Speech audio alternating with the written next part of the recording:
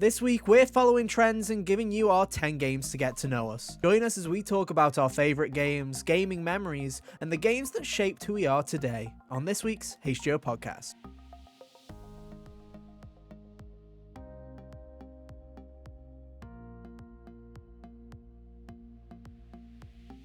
Hey, how's it going, everybody? Welcome back to another episode of the HGO podcast. One of your hosts today, Ethan, and joining me, as always, is my good friend Hunter. Hey, Hunter, how you doing? Oh, I'm doing just swell. Have you had a good spooky weekend? As good spooky... It doesn't feel like it's been Halloween. I don't know what it is about this year. I think this year's just fake. I don't think it's real. It just doesn't feel like the big Halloween 2025 is a psyop. It just doesn't feel like Halloween has come and gone. It just like I know it's more of an American holiday, but it's just like it's just kind of creeped up. Nothing, no fanfare, gone. I'm like, oh, okay. It does. It does not feel as jazzed up as it has been for like. I feel like for the first couple of years coming out of the pandemic, everyone was Halloween had like a, energy about it where everyone was happy to be able to go and partake in this stuff. Go outside. Again. Yeah. I think it even followed through to last year where I feel like the buzz was still about and whatnot. But yeah, it's kind of been more subdued for me as well this year. I don't know, maybe it's like, cost of living and all that jazz. Maybe it's just like everybody's like, I can't the economy afford to being have in fun. shambles, so Yeah, everyone's like, I'm not spending 30 quid on candy for children to come knock on my door. No, we will close the curtains. That is free. Draw a funny face on a plate and that's your costume. Yeah, that's there you go. You love to see it. That's take it out of my playbook. But yeah, hope you have had some form of a spooky season. Let us know. This week though, we are doing what everybody else on the internet's been doing. We are trend following. We're not trend setting, Hunter. We are just mere trend followers, and we're talking about the 10 games that defined me. I don't remember Yeah, what the 10 games to get to know you is the That's wording what the exactly. words are. Those are the buzzwords. The something. Yeah. Okay, I'm gonna cut that out slightly because my goodness, I just accidentally clicked on something and it just made my Windows like scream, and that'll definitely be on the recording. Oh, So no. I'll edit that out for you wonderful people. But welcome on in, everybody. We're gonna follow this trend and we're gonna do a great job. I'm considering this episode, Hunter. It's kind of like on old sitcoms in like the 90s and the 2000s, when they had like that one episode that they couldn't afford to do anything new, so they all just sat, like friends would just they'd just sit in like Monica's like living room and they just go, hey, remember the time when Joey like jumped off that building? And then they'll flash back to that scene, that comic scene. As you can see, I'm a big Friends fan. I know all of the bits. But yeah, that's what I'm saying. So if you've been around the block, if you've listened to any episodes of this podcast, you will probably know all 20 of the games that will be mentioned today. But hey, it'll be a good, hey, remember when we've talked about that for the 60th time? It was cool, right? I think it'll be. This is, in a way, almost like a spiritual update to a really early episode, like within the first 10 that we did, where it was just 4 games that we picked, but we had 4 people to go with it as well. It was you, how the times me, changed, the economy. Kyle, and Jack. Can't afford them anymore, dude. Can't afford them. Yeah, exactly. So, at the 10. Yeah, we'll see how it goes. But hey, if you're new here, welcome to the HGO podcast. We're usually here every Monday at around 5 p.m. UK time, 12 p.m. Eastern on podcast services everywhere and at youtube.com/hotgamers only. Bit of housekeeping for you. There's been another review last week. Hunter's done a review of Silent Hill F. So that's up on the website, hotgamersonly.com, and at YouTube. So if you want to go check that out, that'd be swell. Just a reminder, we've had back-to-back-to-back weeks of reviews, actually. So you've had a Hades 2 review, you've had a Yooka Replayly review as well. I am sure there will be more reviews coming down the pipeline shortly. So, hey, keep your eyes peeled. And if you haven't checked them out yet, please do. We'd really appreciate it. And hey, if you like what you're hearing, maybe hit that like button, subscribe, share, all that jazz. We really appreciate it as we move ever closer to Christmas. to Jeffmas, as we coined it last week, I believe. He's coming for you, Hunter. He's coming for you. Yeah, I bet he is. He's like Mariah Carey, but for like, he's thawing But for out in the video. basement. Oh, he also thaws out like quarterly is the problem. It's Dude, not a once a I year thing just, with Keely. I think they stick him in like, the old freezer you have in your garage that just doesn't freeze properly. It's just like, we Yeah, need to get yeah. a proper freezer. We need to invest in a freezer so he stays frozen for most of the year. But unfortunately, we just can't do it. You have to just keep defrosting it and then shaking him off and then sticking him back in. It's just not working out great. But yeah, obviously, we've got 1 month left really of the year with November, and then as soon as we hit in December, we'll have Metroid Prime 4 and then a bunch of Game of the Year stuff. So if you like Game of the Year season, don't you worry, ladies and gentlemen, it's just around the corner. Right, games to know us by.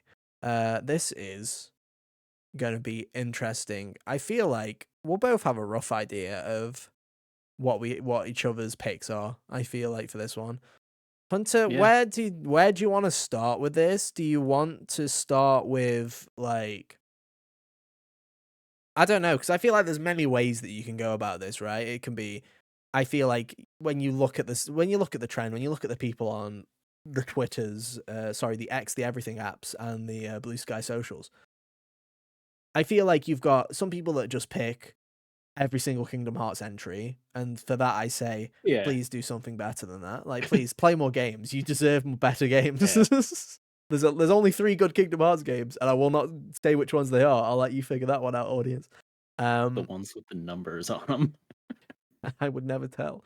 Then you have people who are literally just like, here are my 10 favorite games of all time. And then you have the more nuanced takes, where you have like, oh, this is the first game I played. These are like the 3 that really emotionally resonated with me. Here's my favorite. Like people who actually put some thought into it a little bit. Yeah. Which is what I went for mainly. Yeah, I did something where I tried to collect like 10 games that get across. Maybe not strictly my favorites, some of my favorites show up. A lot of my favorite series at least are in here, but like it gets across the point of my tastes. I think if you were to play each of these games, you would get a better understanding of me. Yeah, And 100%. I feel like it's a bit of a litmus test, isn't it? What kind of games you vibe with, what you don't. Games that introduce me to things, because like I say, I could literally, if you wanted to do like 10 games that I'd identify with, I could literally list you every 3D platformer from the early 2000s, and then there you go, there's 10 games right there. Because yeah, I could very easily just go, here's a Crash game, here's a Spyro game, here's a Sly game, here's a Gratchet game, here's a Jack game, and you just keep going forever and ever and ever, and there you go, you've already filled your slots up. So I tried to be a bit more selective and go more of on a journey with this of, hey, this is what kind of goes with it. Here's some stuff from when I first started. Here's some stuff in the middle. Here's some more recent stuff. We've got a wide variety of things here. So I think it'll be pretty interesting. Where do you want to start, Hunter? What do you want to start with? you want a game from me then? Is Yeah, of what you're course. asking Of for? course. All right. Well, I will start with. I'm just gonna go. I'm just gonna go most obvious to maybe something that you potentially didn't have on here as I go, but starting first and foremost would be Devil May Cry. I think that's Really? the one Wow. that's if I were to pick one game amongst these for someone to play to understand me, that would probably be the one. Bro, nobody needs to even listen to this podcast to have guessed that, dude. The TSA security agent already is looking at you and going, yo, bro, if someone likes Devil May Cry. Yeah, pretty much all the time. Like anyone who knows what the game is will see my clothes and be like, "Oh, yo, you're supposed to be Dante," or something to that effect. Of like, it's definitely the reason I like to dress like this. Yes, thank you.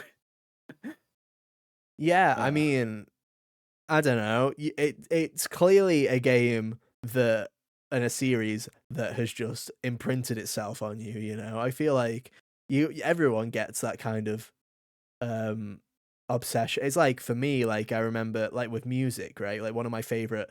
If you want to go back, we've got like a music episode as well. This podcast. If you want to go back and listen to that one, oh it's a pretty yeah, good one. we did for April Fool's one year. But it's like Paramore. I listened to Paramore, like the first time I heard Paramore was when I was like 12 years old or whatever, and it was at that perfect time in my life where it's like it has like I have listened to new genres, and to be honest, a lot of like, alt pop and rock and stuff like that I'm not that into, but Paramore has stayed with me and I'll still listen to that and I'll still love it, even though my tastes have moved on and there's other stuff that I'm interested in now. And it seems to me like Devil May Cry, at least from my point of view, looking at you, not like as not not like that, like visually, but like just looking at you as a person, seems to be a series that very much resonated with you when you first played it, and you just have, Yeah, gone yeah. forward It with was it. Yeah, like a couple of things that pretty much, I picked up from it. The vibe of it, the classic trivia that it started off as like some version of Resident Evil 4. That eventually translated off into a very cool gothic vibe that I didn't really know at the time when I was a kid, but definitely grew into just exploding as an adult there that Yeah, I yeah. really enjoyed. The I just found the game, from first seeing it to be very cool, as far as the style and stuff in general. So any game that or anything really that I'll be like, oh, that's kind of cool. I'm willing to give a shot if it makes me acknowledge that, as far as like, character has some kind of something to them besides being a plank of wood kind of deal there. And then just the general like action games, the way I like the flow of games like that to play as the series would evolve, but I still even really enjoy it with the first game as well. Yeah. I feel like, we talk a lot about that. We talk a lot about the PS2 era of gaming on this podcast. And I don't think it is just because we are 20 somethings who very much grew up with the PS2. It's like the PS2 was definitely for our age, like that's our first proper console generation where we were like, we played PS1 games, but we played them after the fact. We weren't playing PS1 games as they were really coming out. So it's like, that's the Yeah. first that's the first generation that we properly resonated with, I feel. And so many cool new IPs kind of just came out at that time. Sometimes by mistake, like you say, we go in trying to make it something Resident Evil and we end up coming out with a Devil May Cry, and it's just like it's a really experimental part of the It's a industry. it's a good accident to happen too, because it's Yeah, like, 100%. in like their top, it's like on the brighter side of their top 10 most popular IP. So, you know, 100%. 100%. But now I think that is a very obvious pick for you. Um, there are a couple of obvious picks for me. I'm gonna go not with the one that everyone's thinking about that is actually on the screen in the background right now. Ignore that. We're not doing that one now. We'll get to that one in a bit. Just because we have had that monologue and we will probably have that monologue again. And I'm thinking about the watch time here, Hunter. I'm like, if anybody wants to sit through that game's rant again, we'll wait a little bit later. I'll save you the trouble. Um, so I'm going to kind of take it back to a game that means a lot to me. One from my childhood, but also later with like speedrun. And unlike you, Hunter, I've come prepared, mate. I've got every single game next to me, mate. Crash Bandicoot 2 for the PS1. Here we go. Look at oh, this, nice. video listeners. This is called a PS1 video game, right? Okay, what used to happen was they used to come in these terrible cases that like I hate PS1 game cases, by the way. I don't know about you, but like they're so fragile. Like you know what I Yeah, mean? yeah, because They're like they're still like what CDs come in these days, where if you just open it with an iota of too much gusto, the front breaks off. yeah, you know what I mean? Like I feel like if you just if there's heavy wind in the area, I feel like they would just shatter. Like it's just like there's The nothing. barometric pressure slightly changes. Yeah. Yeah. I think this is my childhood copy. I'm not 100% sure. I have too many copies of this video game just because I have speedrun this video game for almost half of my life, which is kind of depressing. Um but yeah, Crash 2 is a really important game for me because I don't know. I think if you were to think of a genre that I don't know, it's really interesting because I would genuinely like I if somebody came up to me on the street and was like, "Hey, I'm a nut job and I've listened to every episode of your podcast." First, I'd say, "What on earth is wrong with you? Why have you not It's okay to take breaks, you know? But, the second thing I'd say is, what genre do you associate with me more than anything? And it'd be interesting because I feel like a lot of people would say platformers. I feel like a lot of people on this podcast would say RPGs, which is frankly Which is absurd funny. because before this I podcast, I never used to touch them that often, really. Yeah. Um, It's funny because I don't really know the answer to that question for myself either, because I play so much stuff. It's hard to like. I could see someone looking at me and be like horror games or whatever, but yeah, yeah. it's I feel that's probably what they give off. I think you give off horror vibes. I think that's what you give off, Hunter, if I'm honest with you. But I yeah, feel like a lot of people would give like platformer vibes for me because I feel like a lot of my internet personality, quote unquote, before this podcast was in platformers and doing speedrunning and stuff like that. So, yeah. I feel like gotta put my favorite platformer in this list of 10 iconic games to get to know me by. I just think Crash 2 is fantastic. I think it's the best Crash game. I think it's one of the best platformers of all time. I think it is just so blooming good. It's just turned 28 years old actually this past weekend, so happy birthday, Crash 2. Um, I think there's something about the original 3 Crash games that is Just just have the sauce. they just do have the sauce, and it's like I saw a wonderful video this week, um, by John Cartwright, Good Vibes Gaming, one of them lot, who did like a hey, when the remakes and the remasters don't hit different, and he did a whole section on NST not hitting the same, and I'm like, it really doesn't because my goodness, there's just something about those original games that just is lost in translation when you try and remake them in generic modern engines. It's just the whole personality of it, the how they hacked the system to try and get these incredible animations on uh the hardware at the time. It's just like there's just something about those games that are just magic. And as a It's part kid, of like the limitation being a tool thing that people don't appreciate these days. yeah, 100%. I think getting older is realizing I'd like less remakes and just more porting of the games that we already have. Like, I would much rather have on the PlayStation Classics lineup me being able to play Crash 2 on my PS5 than Insane Trilogy. But, it's all fun and games. But no, I think Crash 2 is fantastic. I love it to pieces. I have played it far too many times. I've probably. Yeah, It's definitely. I don't think it's the game I've played the most in my life, but it's definitely the single player game that I've played the most in my life. That's for yeah. sure. It's not on mine, but I do really like Crash. Crash 2 is my favorite one as well. It's, one of the It's the people's choice. It's the it, people's choice. yeah, it's like one of the firm chain links of the whole group of us here that we all like Crash Bandicoot. And Yeah. it's obviously it's a semblance of nostalgia. It's one of the first games I ever played. Um, I It played it a lot with it my mum and very my well dad. has a chance of being the first game I played. I don't really have like the specific memory, but it's likely that it was. It's likely that a Crash game was my first game that I ever played as well. And also Spyro's not on my list, but shout out to Spyro as well. It's like they're in the same ilk to me. They're in the same vein. Um, Sly Cooper too. I didn't want to put like 6 million platformers, so I tried to Yeah, limit it yeah. to the one that fundamentally is a part of me. I ran into that issue in other ways with my own. Yeah, it didn't work out perfectly, but hey ho, I tried my hardest, guys. I tried my hardest. Yeah. Uh, Hunter, what's your second pick? Oh, all right. Pick number 2 gonna be Metal Gear Solid 2 this time. It's the All the one that spoke to twos. me All the today. twos. Um, but yeah, Metal Gear just as a series in general. If Devil May Cry was what gave me like my sense of vibe and style going forward in life, Metal Gear Solid was the one that kind of defined what I like in stories and whatnot.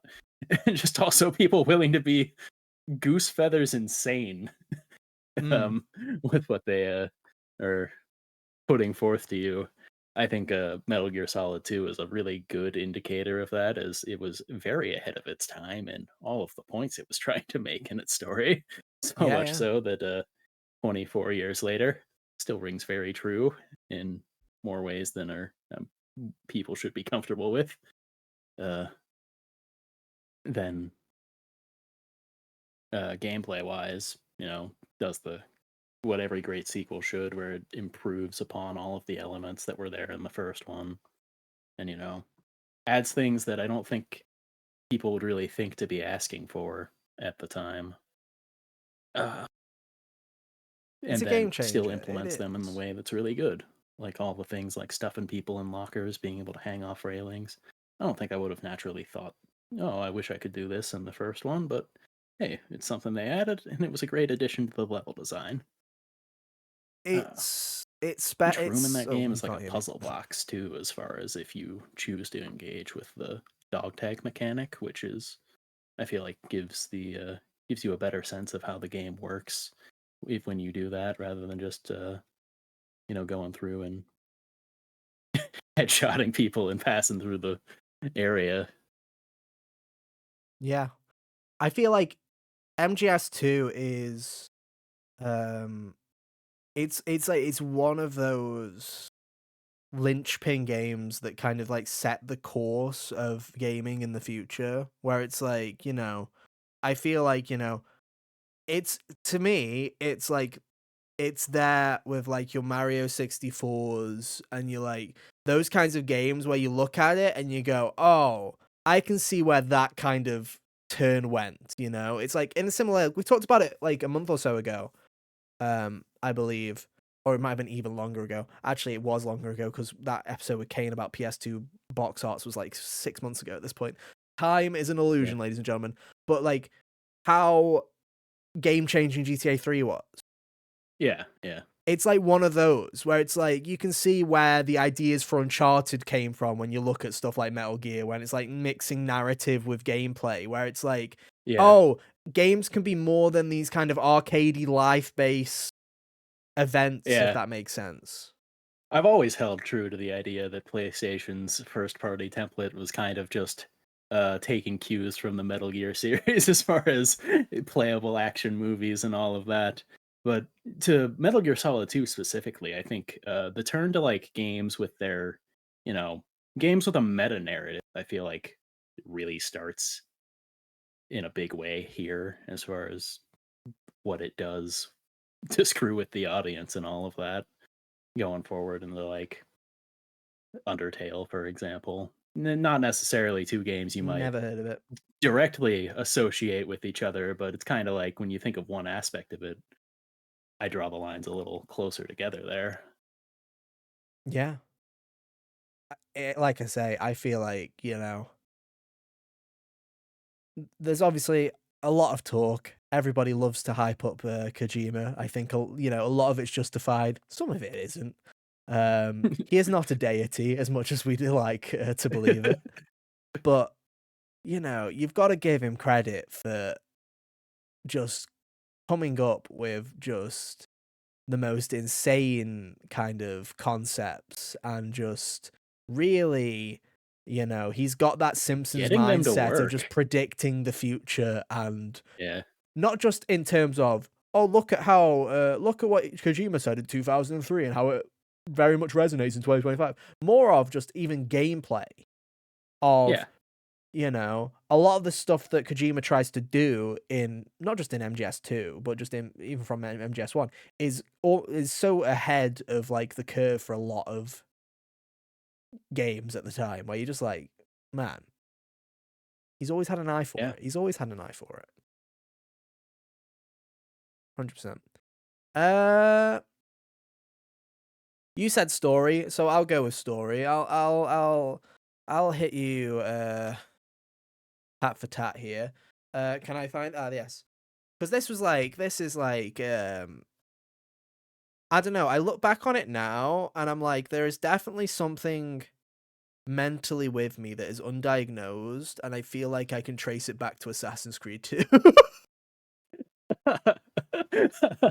Is that a good Yeah. pitch? Is that a good pitch? Like, I feel like, for those of you who don't know, I have a bit of an obsessive personality when it comes to like, if a world or, if a story, if a movie or TV show kind of gets its claws in me, I kind of it really does become a part of me for a period of my life where it's like I do become kind of obsessed.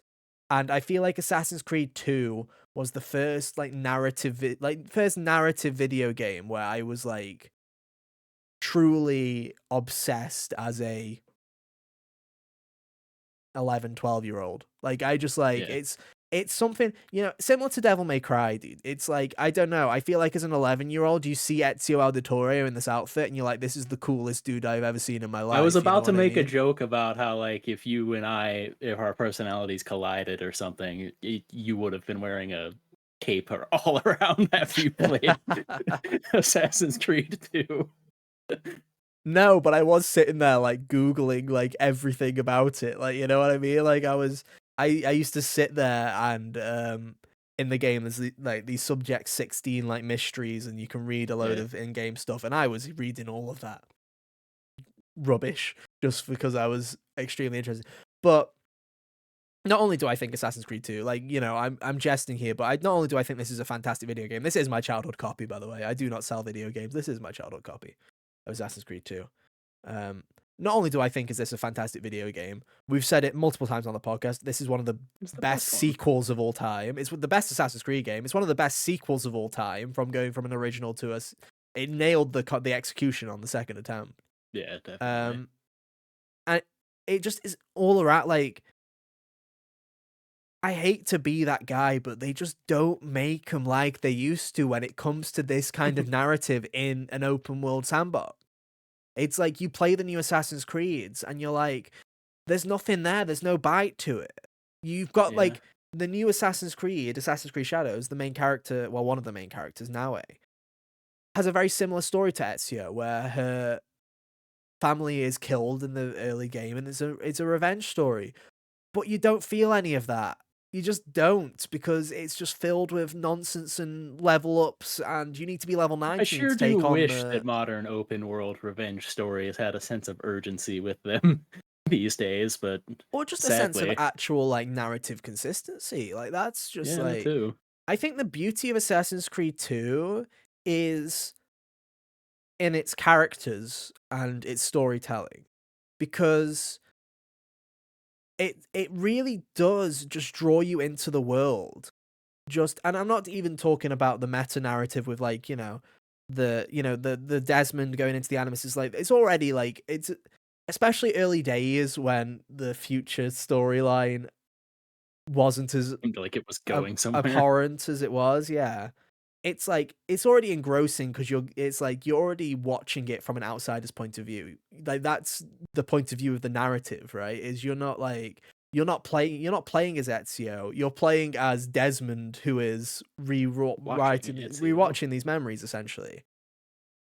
But the fact that it manages to paint a vivid picture of all of these characters, where it is like with his mother being mute because of what's happened, and just the little moments that they have together in the scene, and just like how his sister deals with grief in a completely different way, where she just takes full responsibility basically for her uncle's estate in the meantime. Just like you don't get that anymore in a lot of modern AAA open world games, because you just have the most generic quest lines related to random guy number 17 who you meet by a campfire one random night who becomes your friend. And it's just like, Yeah, he's just like random NPC. Go stab this guy, please, for some money. And then you go and do it and get your money, and it's like, I'm not gonna remember you.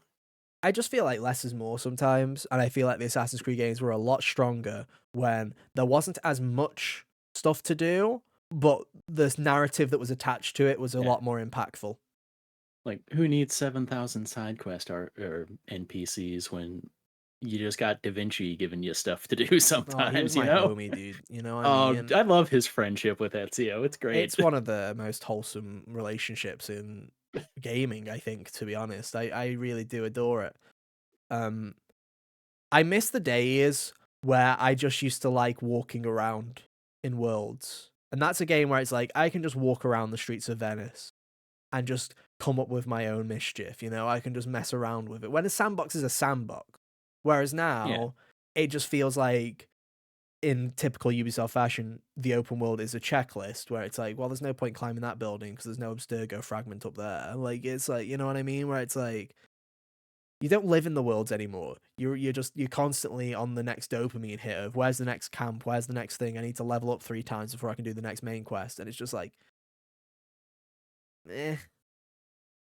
It just Yeah. but no, Assassin's Creed 2, I think it is a brilliant game. One day they'll remake it, and I won't like it as much, and it'll make me sad. But for now, I can live At in this least the happy original world. versions are still Yeah, around. I can live in this happy world where we still can play and love Assassin's Creed 2. You might not like it as much, but you'll like it more than the past 5. Dude, Ubisoft is like, try to get a score over a 3 at Ethan's review scores so far. The Shadows review never came out, ladies and gentlemen. It might still before the year's end, but let me tell you, it's not escaping the fate of the past 2 Assassin's Creed games. Enjoyed it in freedom. Yeah, but hey ho, there you go, Assassin's Creed 2. All right, over to you. All right. My next one transitions pretty nicely from the whole sandbox and just kind of vibing around in the world for a minute. My next one is The Legend of Zelda Majora's Mask. I've Something never I heard did of as it. a kid, like before I engaged with Majora's Mask properly. We had it just when I was in like 3rd grade or something, right? And it was one of those ones where I'd turn it on and like I didn't. We had a file that was just like 3/4 of the way through the game. I think there was only Stone Tower to do, and I was just a kid, so I was turning it on, clicking around. Didn't really know how to progress the story or anything because I was dropped in the middle of it. So I would just sit there and kind of like choose different people to follow around for the 3-day cycle and just see what their life is like until Mm. the moon dropped in a way that, eventually I figured out what I was supposed to do and finished that file. And, about a year later, I played the game front to back and whatnot. But that's one of those things where I think part of just so many people that have like things that they go off doing in that way, especially for the time, Mhm. really cool as far as all on their cycles and whatnot. You'd be like, that's the way to make a game feel more special without, doing the whole, oh, there's 3 million cities with 500,000 people in it and all of that. I think that having it tailored to, just watch this guy for a little while really helps. And then just the, overbearing, foreboding atmosphere of the game is something that resonated with me as a kid, and I would go on to appreciate substantially more as I got older, just as Mhm. far as like, all of the existential terror present in the game is stuff that I discovered I liked in other things later in life. And Stone Tower is like one of the best dungeons in the series. So extra bonus points there. Yeah, I feel, Majora's Mask. There's a vibe around it. Um, Again, Irrevocable. yeah, yeah, 100%. And I don't know. I feel like everybody has a favorite Zelda, or everybody has a Zelda that truly, like, I feel like there's always a Zelda where it actually, like, it just kind of attaches to you. It might not even be your favorite, but it attaches to you where you're like, Yeah, I that would say that is Majora's an Mask isn't attachment. even Yeah. my favorite. It is just the one that I would say, like I said, gets the point of who I am across the best Yeah, yeah. as far as the series goes. Yeah, 100%. I mean, I'll match you because there is a Zelda on mine as well, so we might as well uh go head to head here. But mine is, unfortunately, ladies and gentlemen, a lot more of a normie pick on this bit because Ethan's not a huge Zelda fan, ladies and gentlemen. Legend of Zelda: Breath of the Wild, obviously. My first Nice. Zelda game I ever properly played. Well, that's a lie. I played Wind Waker, but I didn't like it that much. Sorry, Wind Waker fans. I think the game's fine. It's just 3D Zelda's never really clicked with me. As someone who didn't grow up with Nintendo consoles, really, other than handhelds, I never really got to experience them. And then when I did start to get to experience them for the first time, they just weren't really. They didn't really do anything for me. I was in a and still am a little bit. I am still in an era of when I'm playing an RPG. A lot of the time I love a bit of voice acting, mate. I do. I just kind of it just Yeah. kind of brings me into the world a little bit more. And so everybody, it's like playing Pokemon Legends ZA recently, just having everybody mime the lines at you, and it's just like, oh, I'd kill for a bit of voice acting here, mate. Not to sound ungrateful, but it's like, brings me in a little To bit. Zelda's credit, at least they never like engineer their scenes to make it seem silly when no one's talking. Oh, 100%, 100%. But no, I bought Breath of the Wild because it had one of the greatest launch trailers of all time. Oh, it's the best And trailer in the history of I anything. did give in to the hype. So much so I owned a Wii U and I was like, nah, sack that off. I'm buying a whole console for this bad boy. And I bought it on Switch like a absolute lunatic.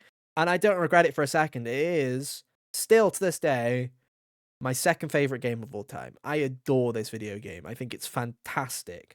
Um, I'd say it's still like the most beloved game of the modern era right now. 100%. And it's like, I think fundamentally, Tears of the Kingdom is the stronger game. Like, in terms of, like, its gameplay mechanics and its fundamentals. But also, I said this to you when we were reviewing it. I've said it to you multiple times since then. There's nothing but that. I'm never going to get that feeling. There's a lot of times you always sit there and you go, oh, I'm never going to get that feeling of playing the game again for the first time. Breath of the Wild is one of those ones where I'm like, no, I will never have that feeling again. Because it doesn't matter.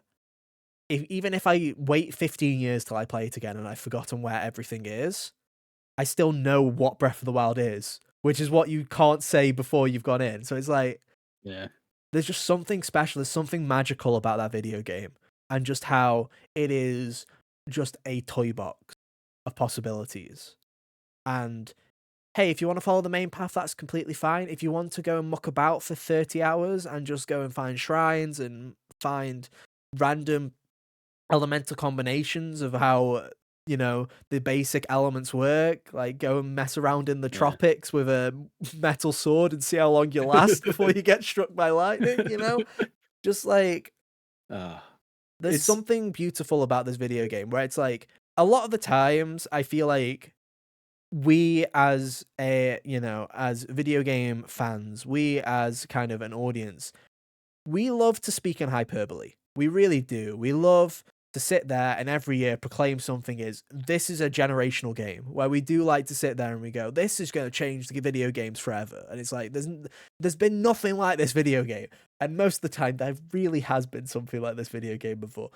Breath of the Wild is one of those very few video games where I genuinely do believe, like when I say it, that I was like, there wasn't a game like Breath of the Wild before Breath of the Wild came out. There had been open yeah, world games before, there had been RPGs, like JRPGs before that were in this, but there was nothing nothing quite like like this. that. Like it has such a commitment to detail that allows for creativity in a way that other games just don't let you do. Yeah, 100%. But I think it's fantastic. I love the new Zelda style. Um, I hope we get another one. Maybe not in that world, but I'd love another one. Take us across the ocean, I mean, Nintendo. yeah, 100%. Um, I don't know. They're In my my favorite gut, two versions of the they're my favorite version of the main characters too. So like any excuse yeah, to stay with them, I'll take. I would love another Zelda in that style. I feel like, or even evolving in that style even more. Going in new weird directions. To me, Yeah. anyway, it's like I think you can still do an old 3D Zelda style. You could do a remake. You could do whatever. Um, I think they could find a way to marry the two styles somehow pretty well too. Probably actually having proper dungeons in the games instead of just mucking about. But Yeah, yeah, like maybe tone down how big the world is and but still like keep the creativity there and all that. who knows? All I know is pretty damn good video game. Yeah, I'd play another one. yeah, Do same. it, Nintendo. You won't. You won't. You won't make a new 3D Zelda game for the Switch 2. You won't do it. Bet. You don't have the stones. You don't have the cojones, dude. You do not have them. What's next, Hunter? All right. I've I've been slacking on the show and tell so far, but I've got the physical version of this one right behind me. Transistor's the next one. Oh, who Uh, would have guessed? Wow. yeah. So the first three that I mentioned were all very much, part of shaping my tastes, in the very early throes of my life, discovering what I like. Those were kind of the ones that I centered my taste around. If I thought that something was kind of like Zelda or kind of like Devil May Cry or kind of like Metal Gear Solid, I'd be willing to give it a shot. Mhm. Number of different things I got into that way.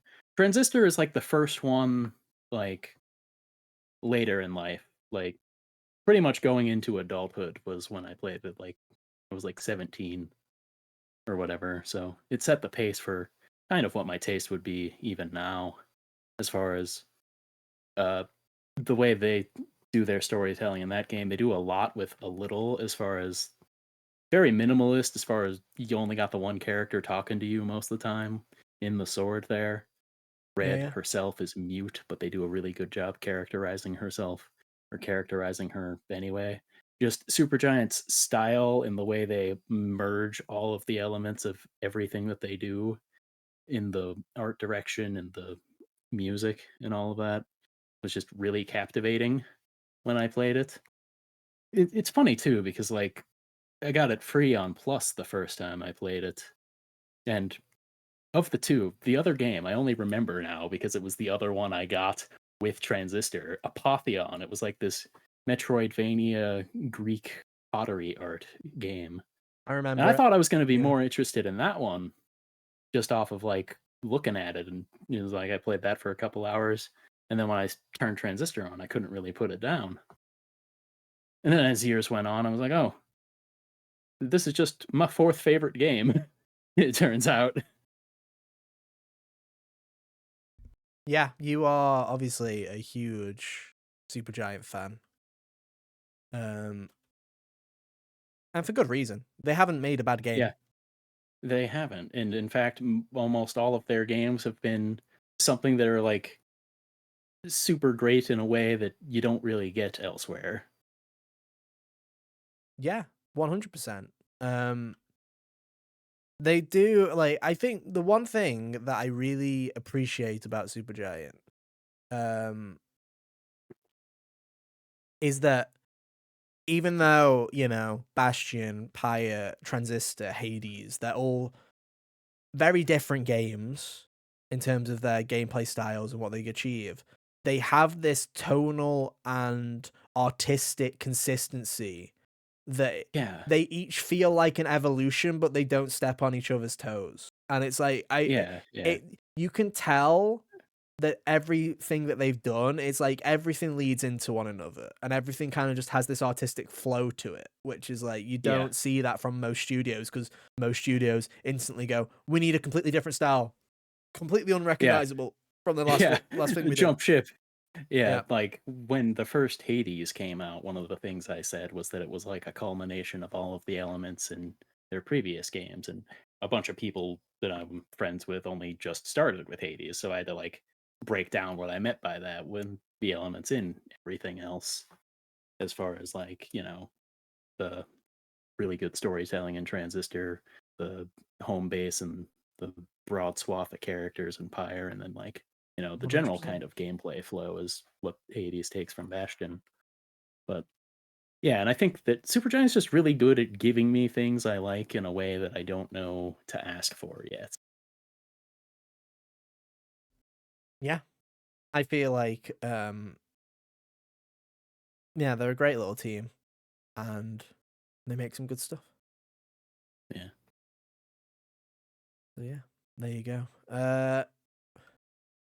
Speaking of, there's multiple ways that I could thread this one in. I could thread this one in by going, oh, originally I played the first episode of this on PS Plus because that was a thing that happened back in the day. Or I could do something along the lines of, oh yeah, uh, speaking of weird little cult darlings that just kind of came up out of nowhere. Uh, Game number whatever. I don't know. Are we on 5 or 4? I don't know. 4? I think we're I on don't know. 4. Oh, great. This is going to be a long one, isn't it? Life is Strange. The original Life is Strange. I have played it. It's just a sealed copy because I needed a physical copy. I only bought this like last year, the year before. I actually didn't have a physical copy of Life is Strange, which is quite I don't funny. have a physical version of it either. I need to get on that. Yeah, that's literally, I bought it last year because I was like, it was still cheap enough.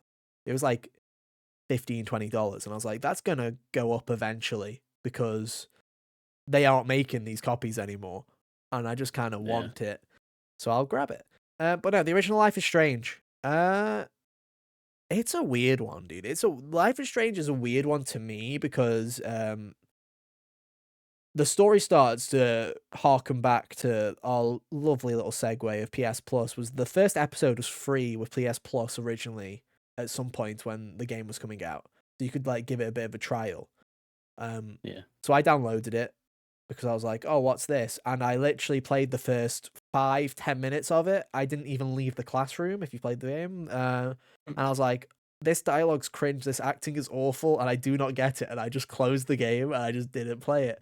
And then another friend played it like 6 months after that and was like, I feel like you'd like this. And I was like, nah, I hated it. And he's like, give it one more shot. And I gave it one more shot. Yeah, you closed the And door right before the hook.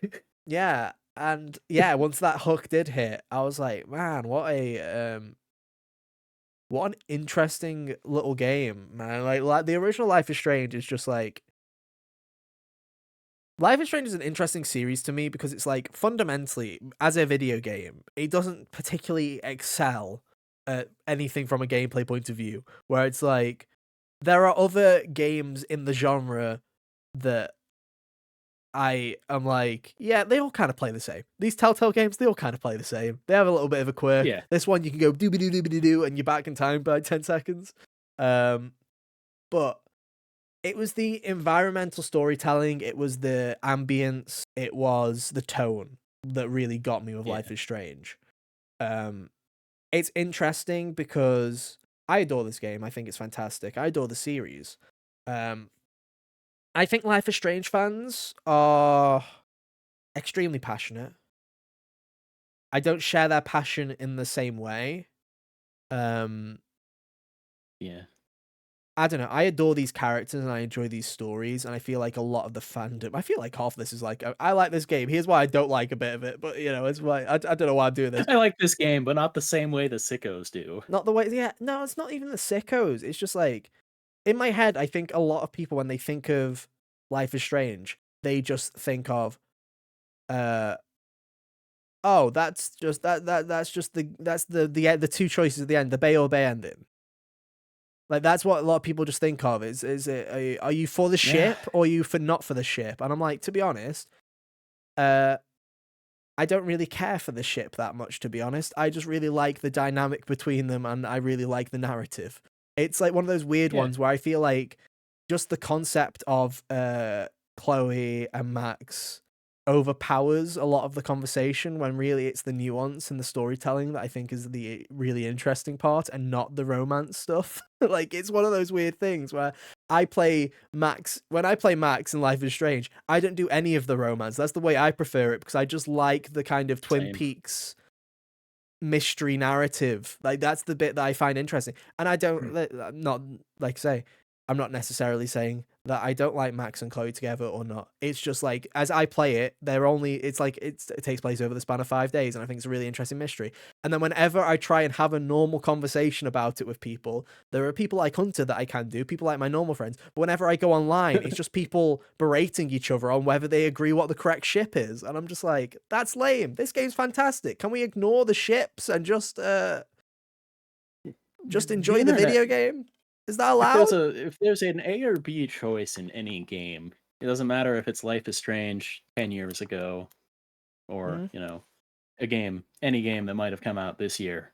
People will just get real hostile about whoever picked the other option. Oh, 100%, dude. I mean, here we go. I mean, point that gun to my headhunter and say, hey, what do you prefer, Chloe and Max or Max and Warren? And I'm like, trust me, I'm joining the shippers on this one. There's no contest here, dude. You know what I mean? Like, yeah, Chloe and Max all day, every day. But I don't know. I think it's very weird because, this game, especially the first game, I think does a really good job of representation. I just think it does. I think that it writes its characters very sincerely, and it comes from a place of real respect. And I think that's why it hit so well for people. And I think that's why people really latch onto it in that way. And I think that's really cool. And I think it's almost become a fault of the franchise in a little bit, where it's like something that came out of sincerity now feels like it's an exercise and we have to do that again. And every single time I'm like, focus on making good characters, not just making 2 romance options every time. Let's make some good characters. Like True Colors did a fantastic job of that. Yeah, definitely. And Before the Storm did a fantastic job of strengthening Rachel and Chloe's relationship. But then there's 2 and Double Exposure that both do an absolutely abysmal job of doing relationship stuff, like where it just feels like there's no need for it at all. It's just like definitely like the options in Double Exposure. I was like, what? Max stayed What single do with you Double mean? Exposure, ladies and I'm gentlemen. like, what do you mean that this is an option? Yeah, it stayed single in my game too. But yeah. But again, it's like I feel like that's become, for a lot of people, that's become its identity. And it's like, really, at the heart of it, what I really like is the Twin Peaks kind of narrative of 2 best friends coming together because of these extraordinary circumstances after so long. And that's the kind of gist that I like, and I love it. I think it's great. I think it's got a great twist. I think the final episode is, for the most part, abysmal, but I forgive it because of the first 4 episodes being so fantastic and the tone being so damn strong. I think it's brilliant. I think everybody, if you haven't played Life is Strange, I think it's one of those ones where it's of that, in that era, it's one of those kind of, you should probably play it, even if you don't jive with it. Fair enough if you don't jive with it. But you should especially play if it. like choice-based narratives are your thing and you've somehow missed this one, go 100%. and play it. 100%. And hey, maybe you'll play it and you'll be an incredibly passionate shipper, and I go, more power to you, dude. More power to you. Just don't scream in my head. You know what I mean? Just don't scream in my head. But no, it's a fantastic game, and I look at it and I say, go, that's pretty cool. Just every little bit of it, where I'm like, even the smaller characters, again, like Kate, I think the stuff they do with Kate, I think is really good and really powerful. Kate is really good, yeah.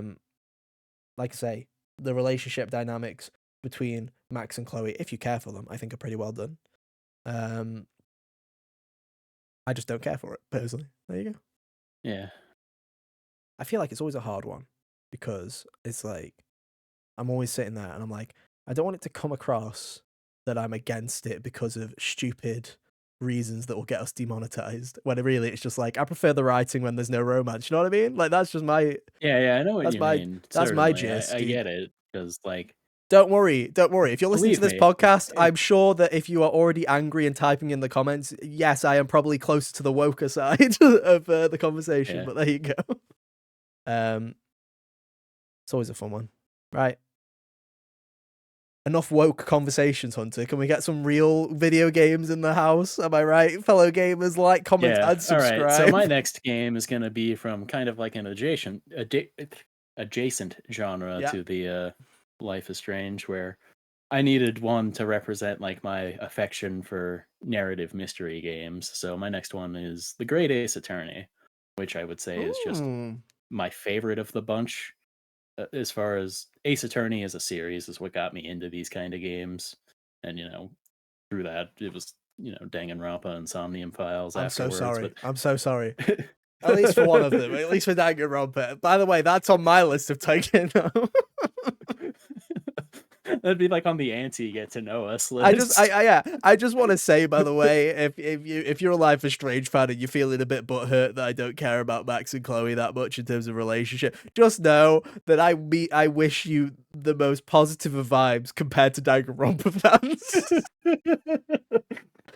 You are saints, and I respect the heck out of you compared to Danganronpa fans.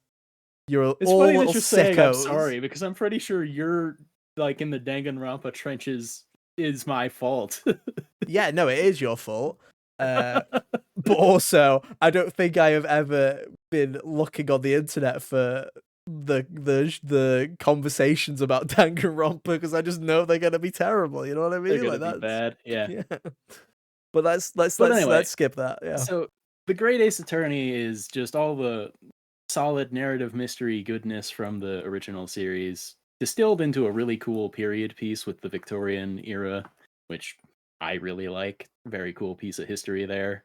I think the character writing is like the best in this duology here too, where I think that genuinely favorite prosecutor, one of my favorite rivals, favorite assistant, and the way they put the story together throughout both the games is like a more interweaving thing rather than like the more like there's episodic mysteries, but they all play into a greater whole in a way that Mm. comes across really well when you get to the other side of it in the end. That I think really worked. I was captivated by this game when I played it a few years ago. Yeah. I I have a lot of respect for Ace Attorney. It's like, to me, obviously I was not a big visual novel guy growing up. I didn't really see many visual novels, let alone know of them. But I knew of Ace Attorney. Um, Yeah. it's like Ace Attorney, and if you count it, I kind of count it Layton, especially the earlier Yeah, Layton yeah. games because they are visual novels with a puzzle every 5 minutes. But Yeah. Conversations bookended by like solve this puzzle if you're not a wimp. get all three sheep across the across the river, but don't leave them with the wolf, mate. Don't leave them with the wolf. Yeah. Yeah. But yeah, so to me, it's like Ace Attorney has always been in like my periphery, where it's like I've Yeah, known it of was in it. the periphery of me way before I started playing it too. Like I saw the memes of the objection and like I knew what half the characters looked like before I ever The interacted with the music's a series. banging, yeah. Like my Oh my goodness, god, the especially the first soundtracks game never miss. soundtrack. My goodness. Yeah. Um, but yeah, One, so it's like I'm two. only recently on the Ace Attorney bandwagon. I played the first three over the past year, Yeah. and I liked them. All right. I'm not a big reader, guys. Okay, I'm not a big reader, especially when it comes to Ace Attorney, just because there's a lot of text sometimes where I'm like, my goodness, my goodness. I think it's because when I play video games, I go in the trenches, right? It's like I'm going to play this video game, and I'm not going to stop playing this video game until it's done. Like this is my life now until I finish it. And I think Ace Yeah. Attorney would be a great video game to play a chapter over like the course of a week or two, and then put it down, pick up it again. Play it more sparse, like be a bit more sparse with my play time instead of trying to down a case in one session like an absolute nut job. Um, but the writing that's there is uh, excellent, and I think the games are really fantastic. Um, yeah. I will get to it eventually. I'll get to the rest of them eventually, at some point in the Yeah, future, that's fair. I'm sure. But yeah, you've got to like again. It's just like I say, similar to Layton. It is an icon, especially of like that era.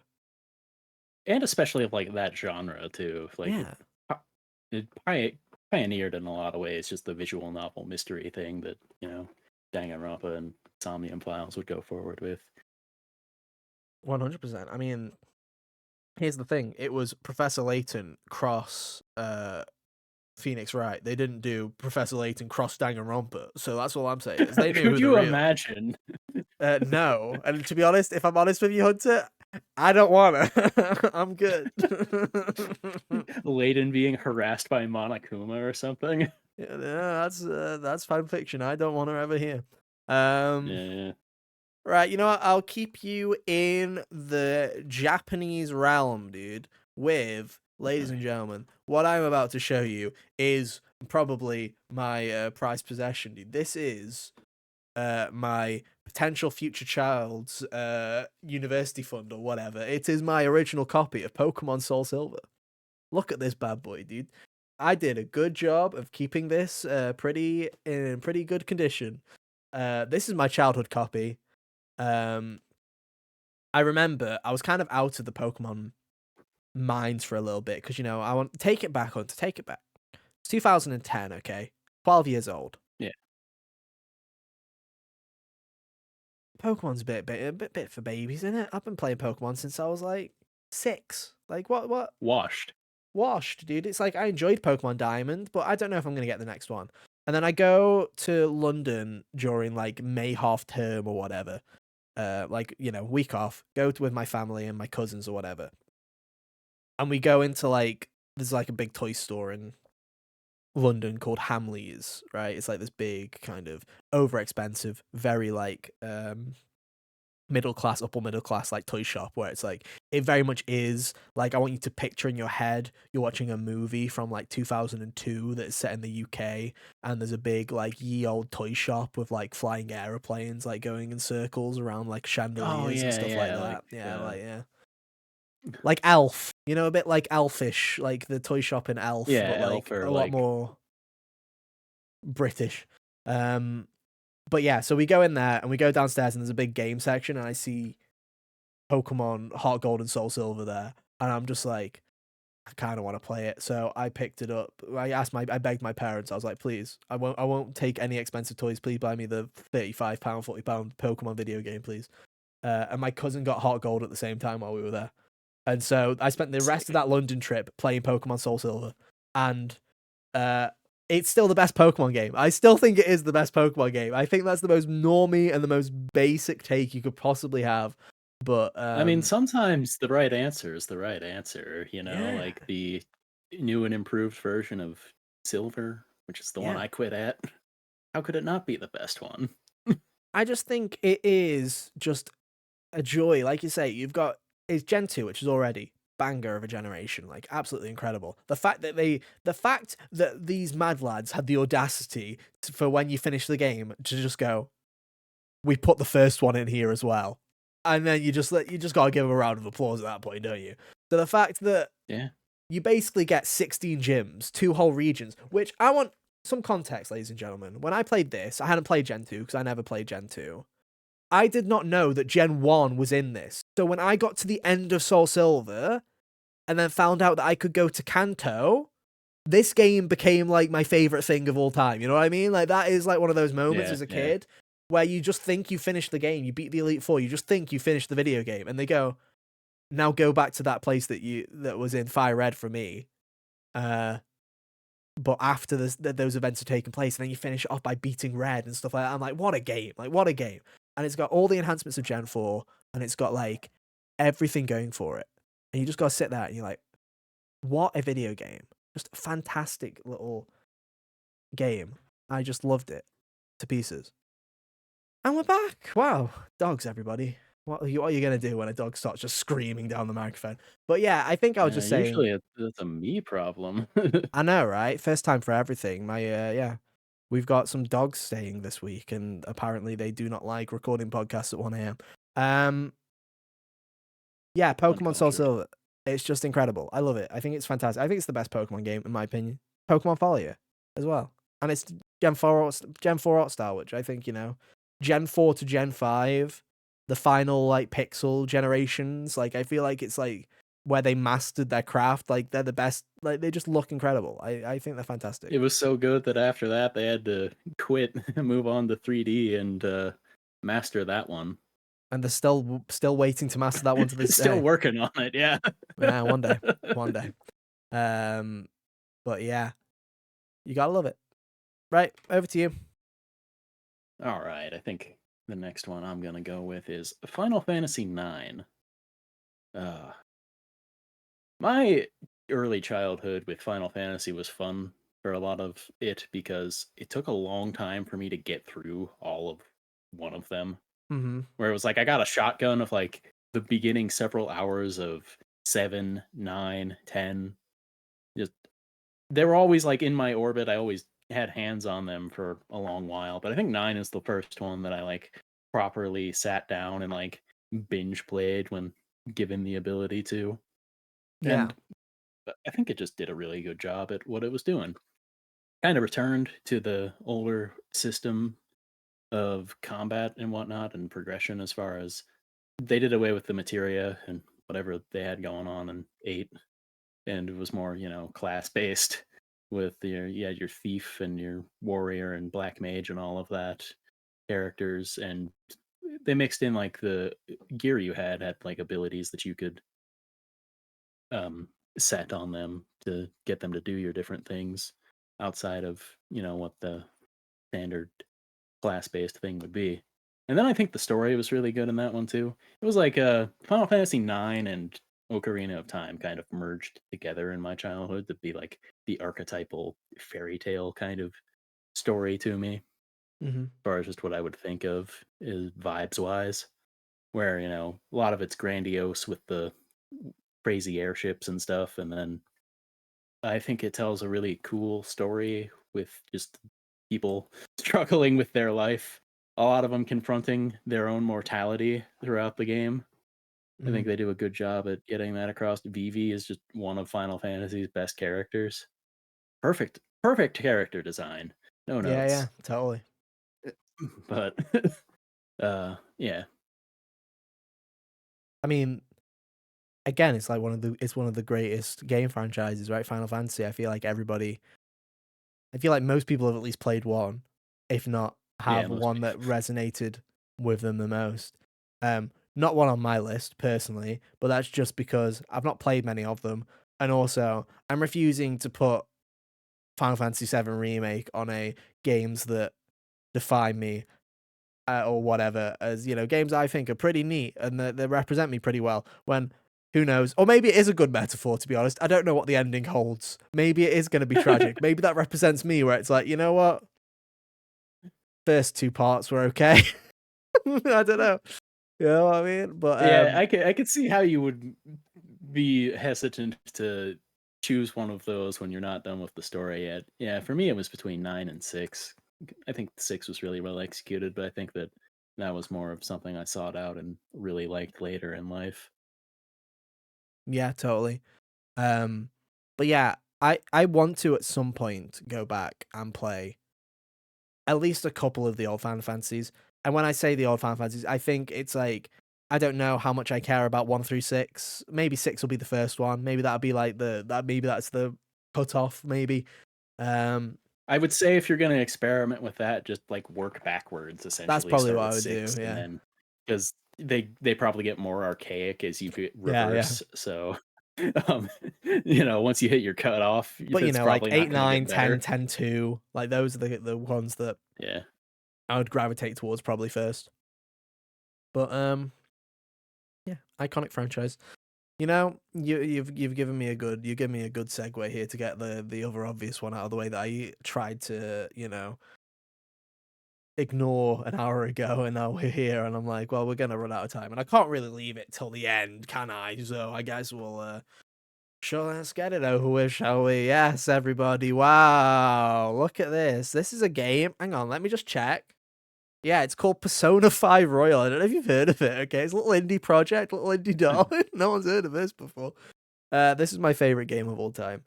Um, I think I've said on the podcast, like, oh god knows, 6 million times, where it's like, one day I would like to actually do a proper thing about this video game at some point, and maybe one day I'll actually do that instead of just saying that and then smiling and going, right, I've said that. That's my yearly reminder to do that. See I you don't next have year. to I don't have to do that for another year. Yeah, exactly. Um, but no, like Persona 5 and Persona 5 Royal are a very important game for me, really. Um, I didn't play it until 2019. I just finished uni or college for you Americans. I've got you. Um, and I was in a really low point. Um, I won't lie. I've struggled with a lot of mental health problems in my life. I still do. And I was in a really down slump because I'd finished my university degree. I'd done well at university, so that wasn't the issue. It was just I didn't know what I was wanting to do in my life. I felt very lost, and my friends were all over the place, all over the country. I feel like a lot, I feel like at that time you kind of do feel like that's you're on your own a bit. And it was really hitting me. So I just played Persona, and the I've been putting it off for years because, people say to you, hey, do you want to play that? I think you'd really like this 100-hour RPG. And you sit there and you're like, bro, I don't have 100 hours. I'm not going to do that. 100 hours? But I just sat down. I just I remember playing it for the first time because, you know, it's got a 6-hour tutorial before you even set foot into a dungeon. So it's like I was playing, I was like, I'm kind of vibing with this. And then I remember when I got on the sticks, I was like, oh, I really hope I don't hate the gameplay. You know what I mean? Because I'm like, I like what I'm Yeah. seeing so far, but I technically haven't done the gameplay part. But thankfully, I loved it. Persona's a really important franchise to me. It's become a very important franchise to me. It very much this game it just means a lot. I don't know. I feel like every so often you play a game and it really does resonate with you. And then there'll be 16 people on the internet that are like the other 4 before it were better, and you should play those and get a better personality, and you should just Uh, hate this game. And then you just sit there and you're just like, You're like, maybe shut up, man. maybe shut up, man. Yeah. But yeah, I I'm really do sorry love the my game. bones have a little bit more density left right now. That's so true. But no, I love this cast. I think there's a few games that I've cried quite a lot at in my life, and Persona 5 is one of them. I'll happily admit. Um, Yeah. but no, I do. I really love that cast in particular.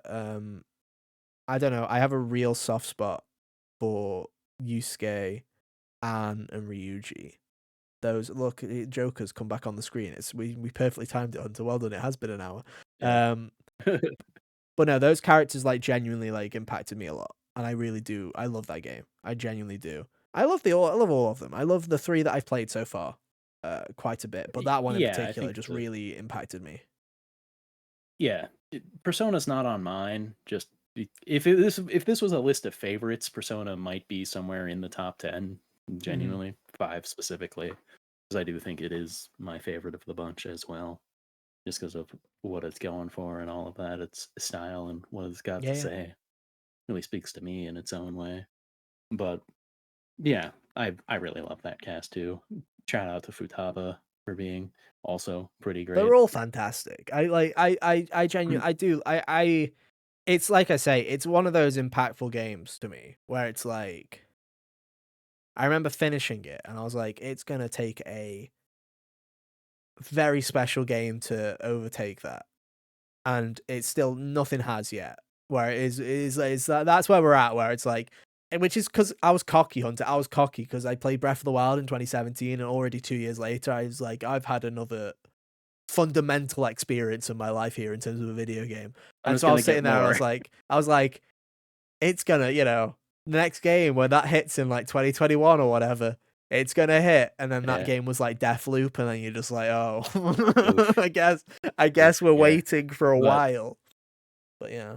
But yeah, Persona 5 is also one of those games that you get like the video game hangover when you beat it, where you're just like done with it, and then it's like turn something else on, and it just doesn't feel the same. It's like a Like when I beat breakup. Royal, It's like a breakup. It's a yeah, commitment so that when you inevitably finish that, you just kind of say that. I've had multiple friends who, I've unfortunately, like, this is the one JRPG that I've managed to convince a lot of my normie friends to actually play, and they've also loved it, which is great. But you can tell why Persona, this franchise is special, is because you can tell somebody this is a 70-hour to 130-hour video game. And they'll look at you and they'll go, I don't have time for that. And when they finally give it a go, you'll reach the credits, and in like 90% you of wish there was cases, more. those little sickos will literally sit there and go, I could restart it right now. And then that's when you're like, Yeah, that's the sicko behavior, that's the sicko mentality, and that's how they get it. It's that perfect blend of the incredible dungeon designs and mixing that with the social aspects that are just like dopamine, really. It's fantastic. I can't wait to see a Persona 6 in 2034. It's going to be a fantastic time. it'll be a great time. Or if it gets delayed, I hope my grandkids send a prayer up to when I'm dead, what it's like, because, that'll be like 2162 or whatever. Like, let's just throw a number out there. You do the video game 21:48. equivalent of pour one out for you. Yeah, pour one out for Whatever. me when Like, Persona just 6 comes out in throw the 2200. box in a fire, offer it Yeah. to you like a Greek god. Send it up to me, dude. Send the boon, dude. Send the boon. Um, yeah. Ugh. But hey ho. Go on, Hunter. What's next? All right. Long game that you finish and just immediately have the Mhm. inclination to play again. I was in middle school when I played Dragon Age Origins, so I did just play it again and again and again. I played this game way more times than a normal person should. That's Um, how video games should be. You know what I mean? Like, I genuinely, because, like I say, Persona 5 means a lot to me. Very special series, Persona. It's like, if my, 9-year-old self, 10-year-old self knew that Persona 3 existed, like, genuinely, I probably would have played that game about 62 times as a child. You know what I mean? Where yeah, it's like one of those things where it's like, because if you get a game that you love when you're a kid, you don't get games that often. That's your new hobby, yeah, dude. Is yeah. just how many times can I replay Dragon Age Origins? Yeah, and like it was it was real cool because like, you know, I would say that this game would be the one that defined like my time from middle school to early high school. Kind of the other side of the coin to Final Fantasy in a way, because that was like the JRPG that defined my taste. This is like the Western one that I'll always compare everything else to as far as the way they do things. Mm-hmm. I really like the cast in the game. I think Morrigan and Zevran are two spectacular companions, for example. The way that they the way that they set up the story is one that I always feel like a lot of other games really fumbled the bag on bringing things back together with, where they have the overarching like blight situation where the darkspawn are coming and causing a havoc, and it you got to go to these other places to gather an army or whatever. Mm-hmm. So then everything's like almost like a season. You almost spend like an arc or a season doing that, but you always know that you're coming back for the specific need to defeat the blight. And I feel like a lot of times with other games, it's like you either get lost in the sauce where the kind of arc that you're doing feels like busy work, Yeah, yeah. or the overarching story doesn't land right. And I feel like Dragon Age had like the perfect balancing act in it as far as that goes. There was something I don't like. It's a shame, dude. It's a real shame where they are now. But what a generational run Um, BioWare had at that yeah, period. What a generational run. The fact that they were making Dragon Age and Mass Effect at the same time and were yeah. doing such a great job of both of them at the same time. It's like, it's very Not to rare mention for before that, you. they even had like KOTOR and stuff, you know? Yeah. It's very rare for, a developer to be able to chuck between multiple IPs like that and just be so strong the entire time, you know? It's Yeah. like incredible. I know Mass Effect's the more popular one, but like people there are people who like I am one of them, you know, people like Dragon Age the way that a lot of people like Mass Effect, like Yeah, cuckoo about them and whatnot there. And 100%. having two series what you can do that with is really impressive. It's a shame that the team is, you know, on thin ice.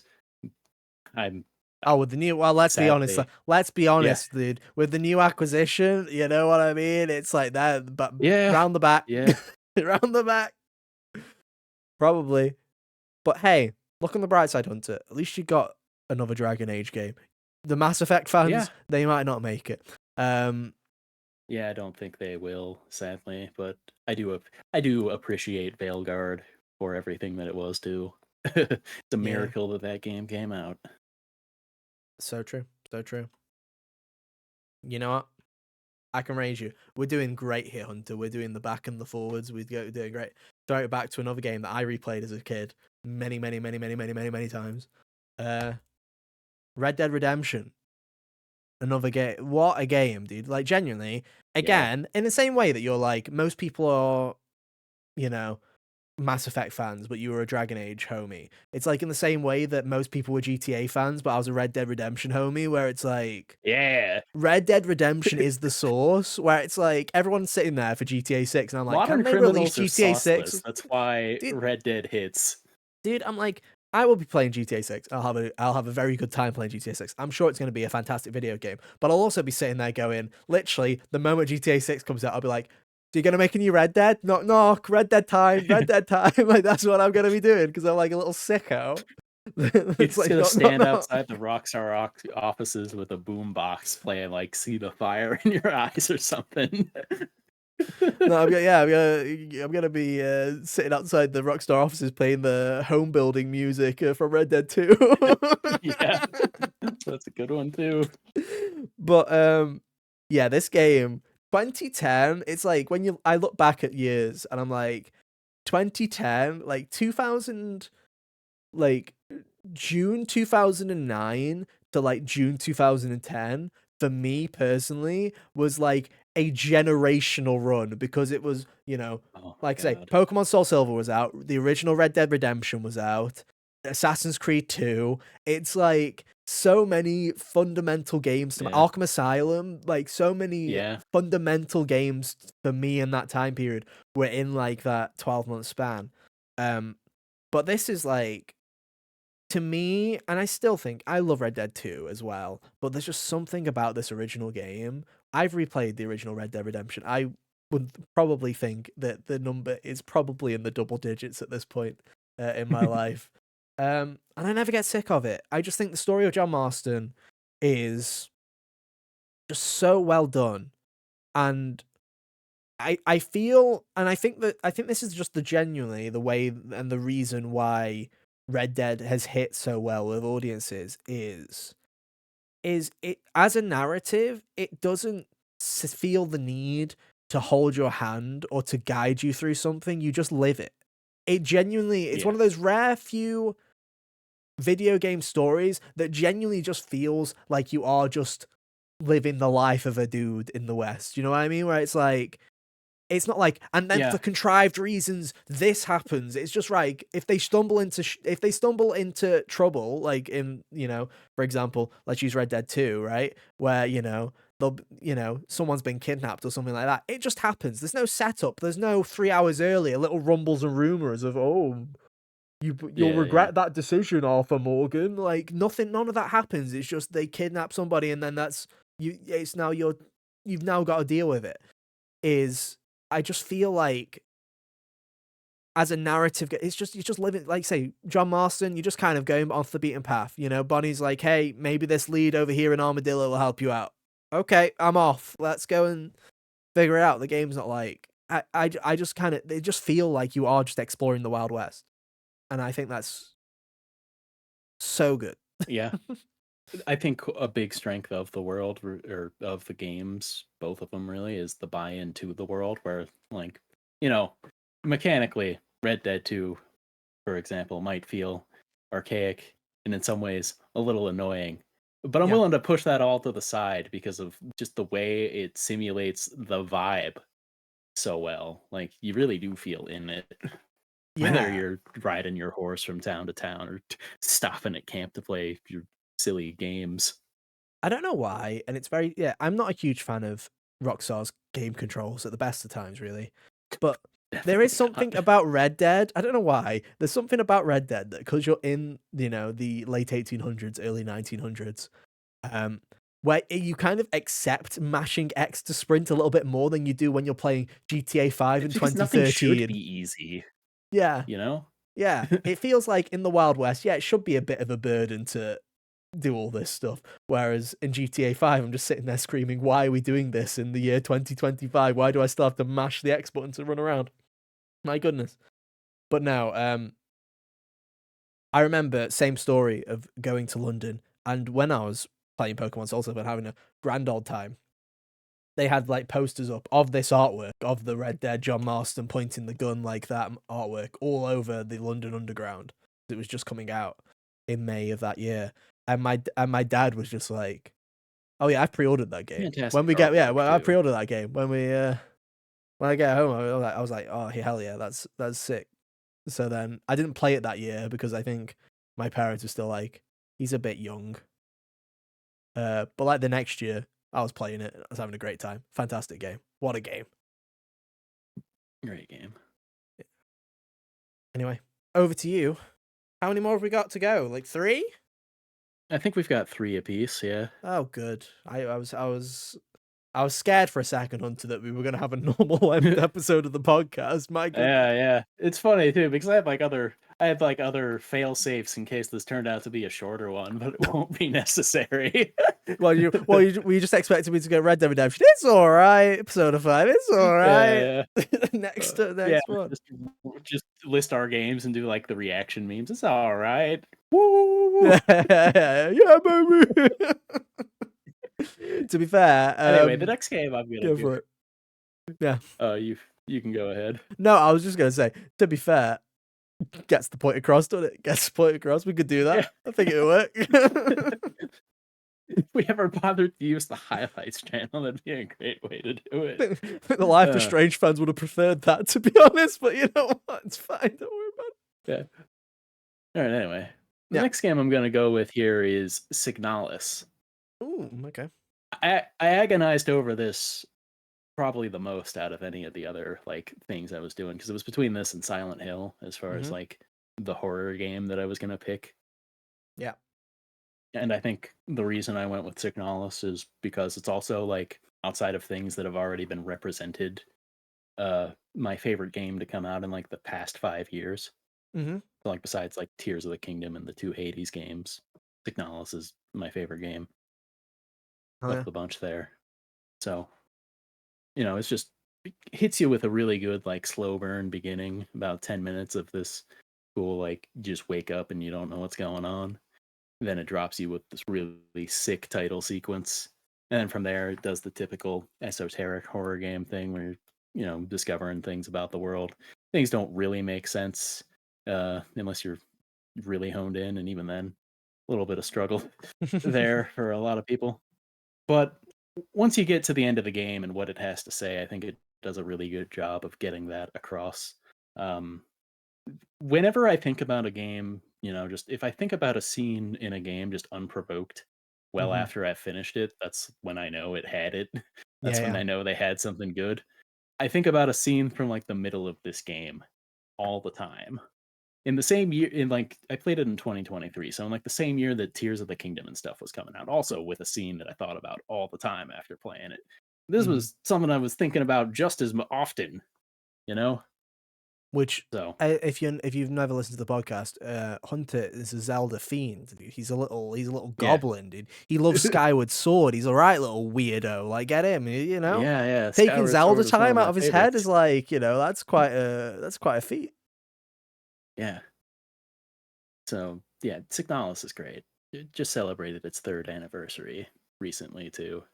Oh well, happy Very anniversary! Happy with the success that it is.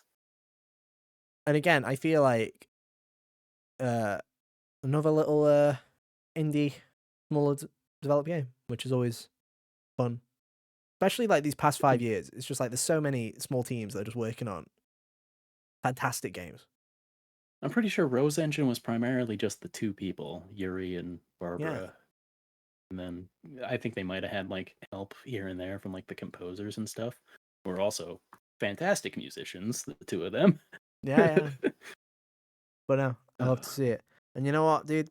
I'll take your 2 people working on a video game, and I'll raise you 1 person making a video game, dude. Here it comes, baby. Stardew Valley. What a game. Shebang. He's got it again. Got him in 1. It's the most obvious pick of the lot.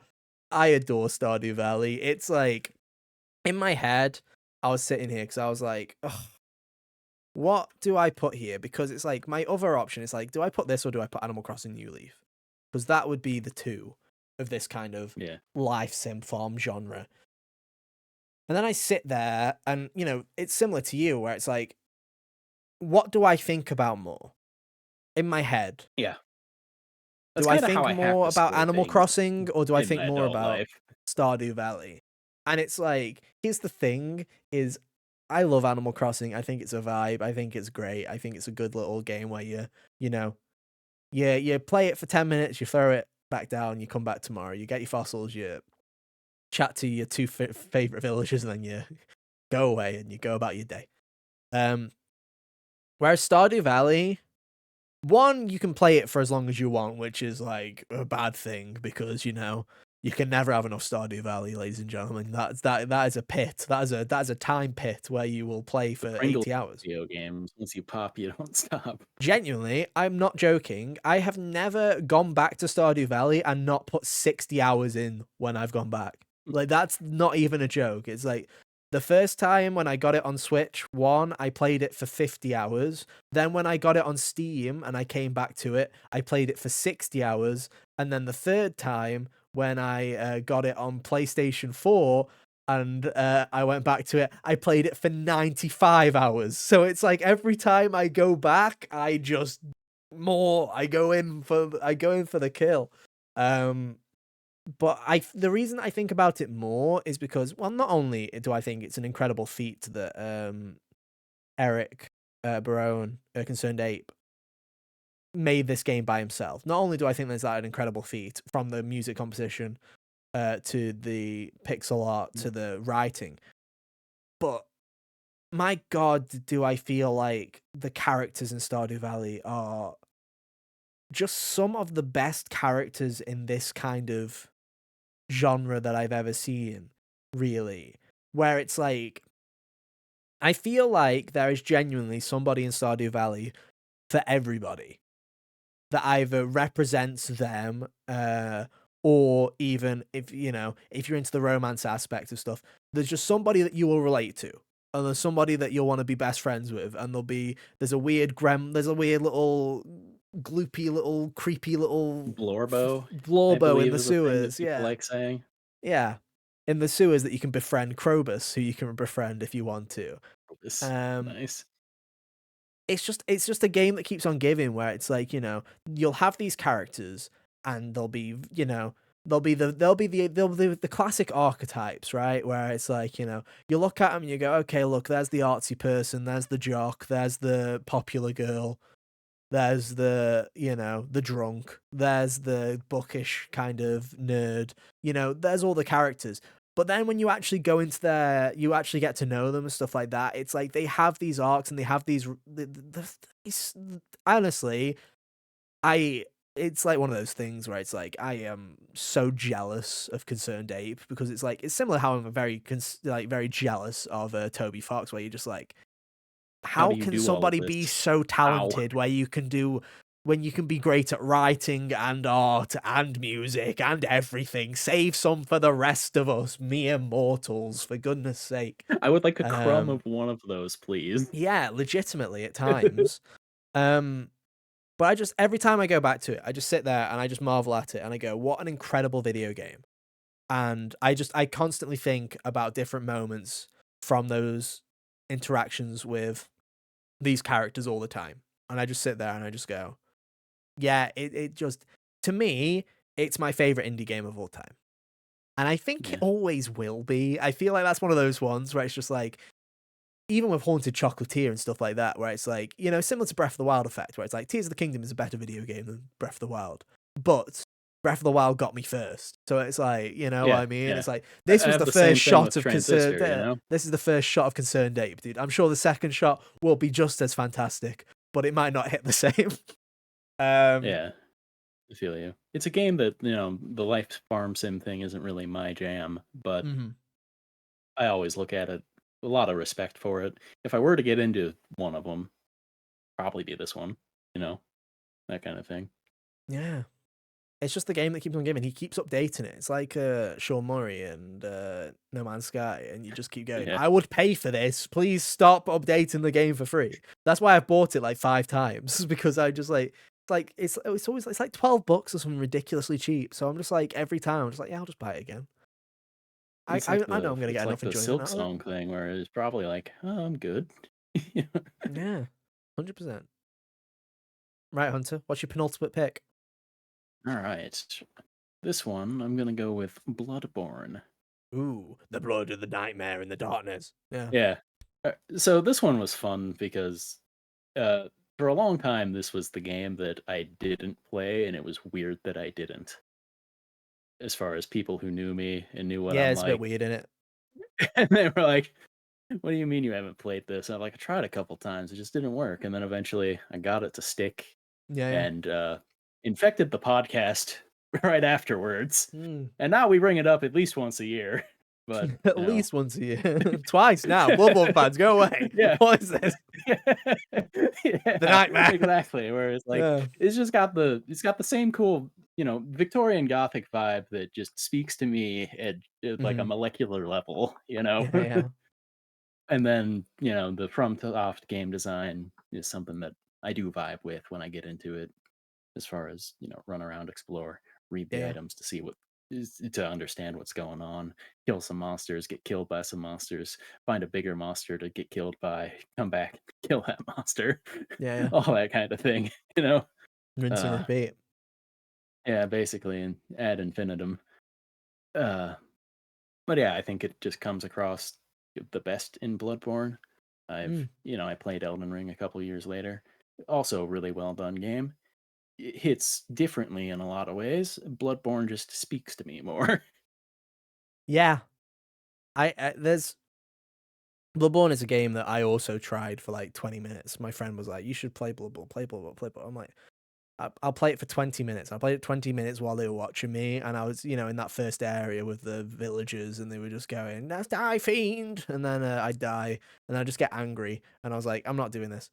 And then they were like, "Boo!" And then like, I was like, I don't know, somebody watching me play those kind of games is like, it's almost as if it's like, Performance anxiety. yeah, kind of, because it's like, let me be bad in my own space. You know what I mean? Like, because everybody's bad when you Yeah. start a FromSoft game. Doesn't matter if you've played them before.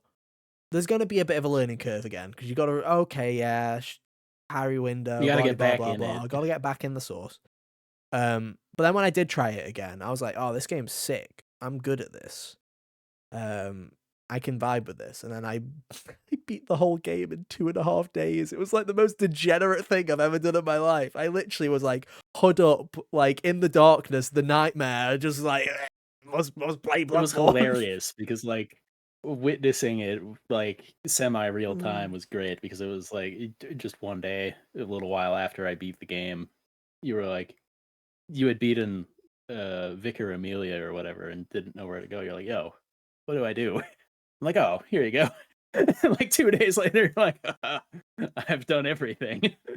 I got the platinum Nice. in like 2.5 days, 3 days, which I just want to say, ladies and gentlemen, not a healthy thing to do. Like, it wasn't one of those things where it was like, oh, he rushed it. I was like, no, I put like 35, 40 hours into it over the span of 3.5 days. Like, it was one of those things where I had time off where I was just like gobbling, like goblin mode in it. It was very unhealthy, but I had a wonderful time. Yeah, that was another thing with my playthrough that I forgot about. I had the whole save kerfuffle where like Mm. because I was bouncing it back and forth between my PlayStation and my brother's place, Oh, yeah. like it ate my progress at one point, but I was Did you have the already in it by then. I was DLC just or like, something? well, that was the thing. That was another thing coming back to it was that I needed to buy the DLC because he had it, but that didn't take my progress away. I lost my progress like in the middle. I basically lost like Cathedral Ward Oh, yeah, yeah. I remember now. and whatnot. So I was like, you know what? I was having such a good time. I don't really want to play anything else. So I'm just going to ballroom blitz these levels again. Yeah, yeah. And that's what I did that weekend. Hell yeah. Hell yeah. Um, Lovely stuff. What a game. What a game, mate. What a game. Yeah. Uh, my penultimate one, right? See, they're two awkward ones, right? Where it's like we were threading the needle here, and I'm like, both of these. I don't think there is a way to thread the needle to either of these, so we're just gonna have to bite the bullet, ladies and gentlemen, and go on a wild ride. I'm gonna go with this one. Shout outs to my friend Kyle. He used to do this podcast and then he disappeared. We don't know what happened to him. If you've seen him, let me know. I think he was last seen in Lumio City, so please do let me know if you find him. Potentially eaten by the mega victory bell. To be honest, I'm glad he's not here this week. Not because I don't love you, Kyle, but because this episode would be 3 hours long. You know what I mean? Like, yeah. it would have had to have been like 5 games to get to know you, because my goodness, we'd be here all night. To be fair, I feel like I could do it for you now if you wanted. Kingdom Hearts 2, Xenoblade something. Here you go. Here's one of them. Xenoblade Chronicles 2. Xenosaga, probably. Probably Xenosaga. Chrono Trigger. Final Fantasy 8. Blaze Blue Cross Tag Battle. Maybe. Persona 3. I think probably put Persona 3. I think that would be the one. I think it'd be a Persona 3 Andy.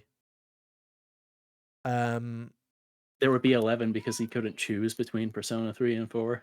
So true. So true. Anyway, let's. People are already sitting there and going, "Hang on, what? Where's this come from?" Because if you're not a fan of the podcast, you'll probably be sitting here going, "Hang on, isn't that the one that everybody is?" What are you talking about? Fighting about Xenoblade Chronicles 2. Xenoblade Chronicles 2, not my favorite Xenoblade game. My favorite Xenoblade game is Xenoblade Chronicles 3 because it's the best one, and it's not even close, ladies and gentlemen. Landslide. Where's my Switch 2 edition? Nintendo. Where is it? Please. But Xenoblade Chronicles 2 is a very important game, similar to Persona 5.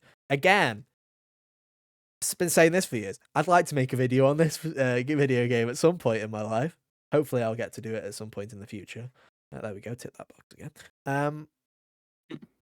But this is a very important game to me because, and then I want you to hold on to your hats, ladies and gentlemen, if you have not heard this phrase before. If you've been here before, you've heard this phrase. This was the first JRPG I ever played. proper JRPG I ever played.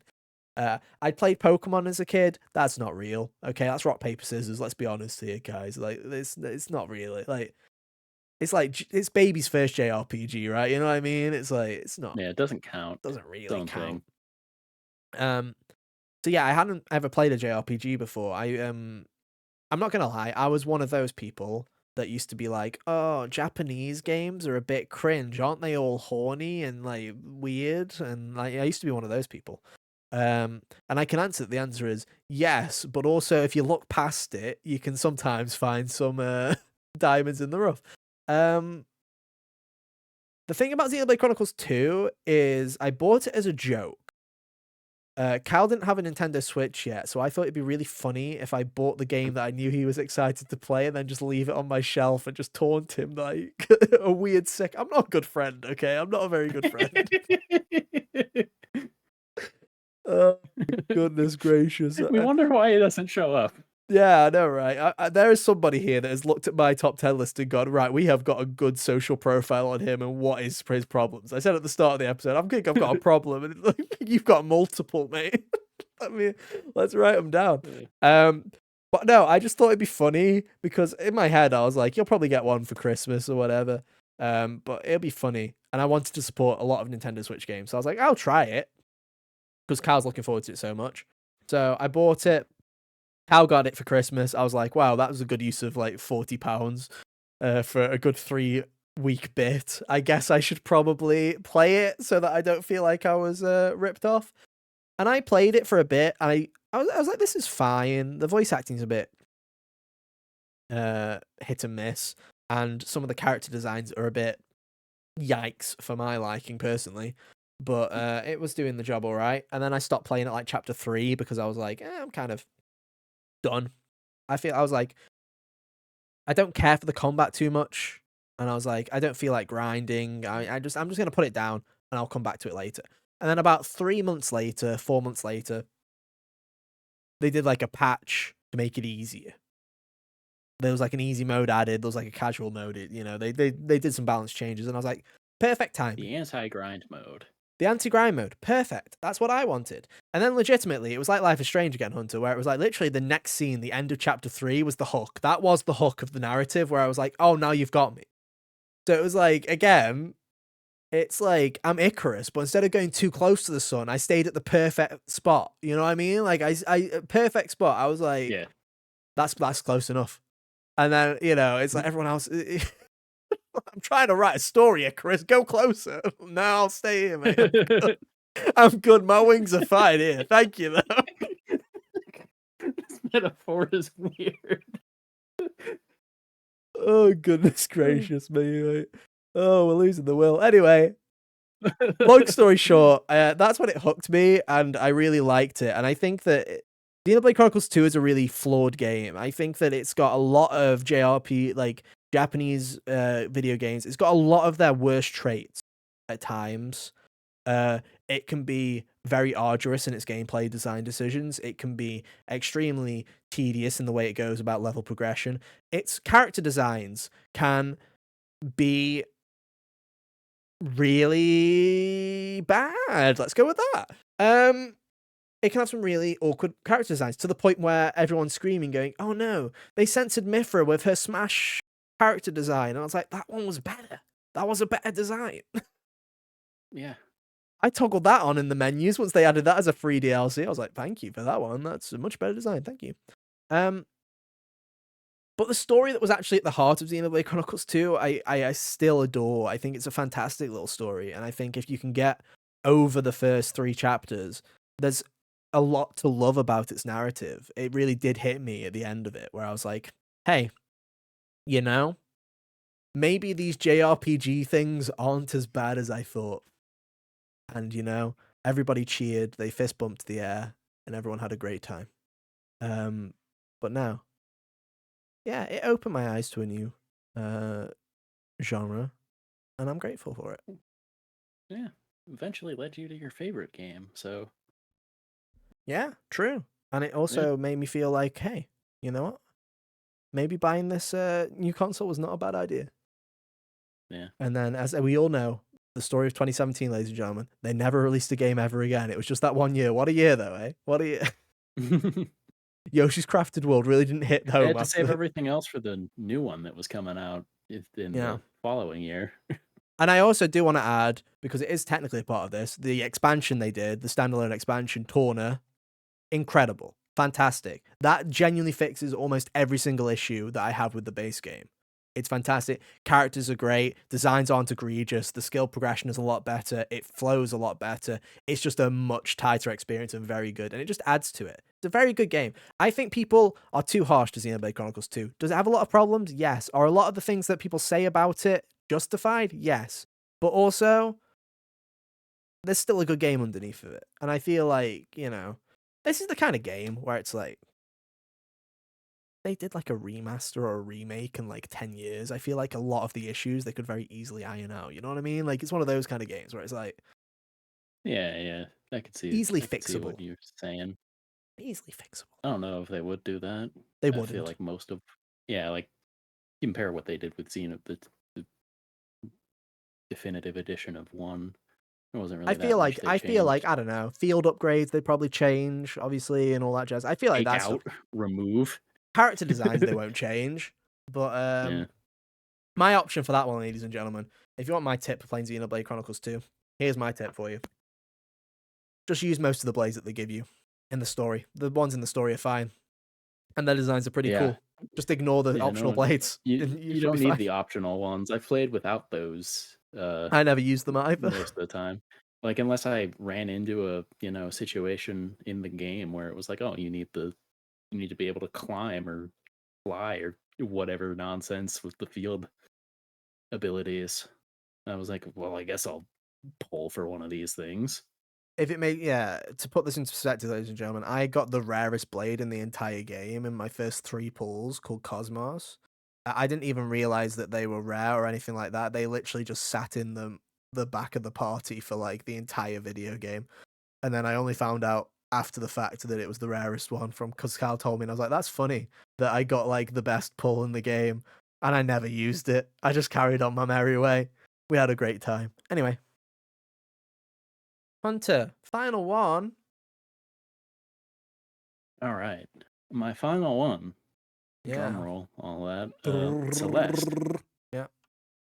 Oh, did you say it? Yeah. Celeste? I ruined it. Celeste. Ugh. Sorry, my drum roll was Yeah. too passionate. I drowned you out. Oh, it's all right. Yeah, Celeste was like the 5th game I wrote down for this. Mm-hmm. Like, probably mostly because like it occupies a similar headspace as Transistor as far as things I like about it. Being an indie game that tells a story in a really cool way. Mm-hmm. In a genre that you're not really expecting to come at you with a story, like 2D platformer about self-discovery. Yeah, yeah. Not really something you were seeing back in 2018.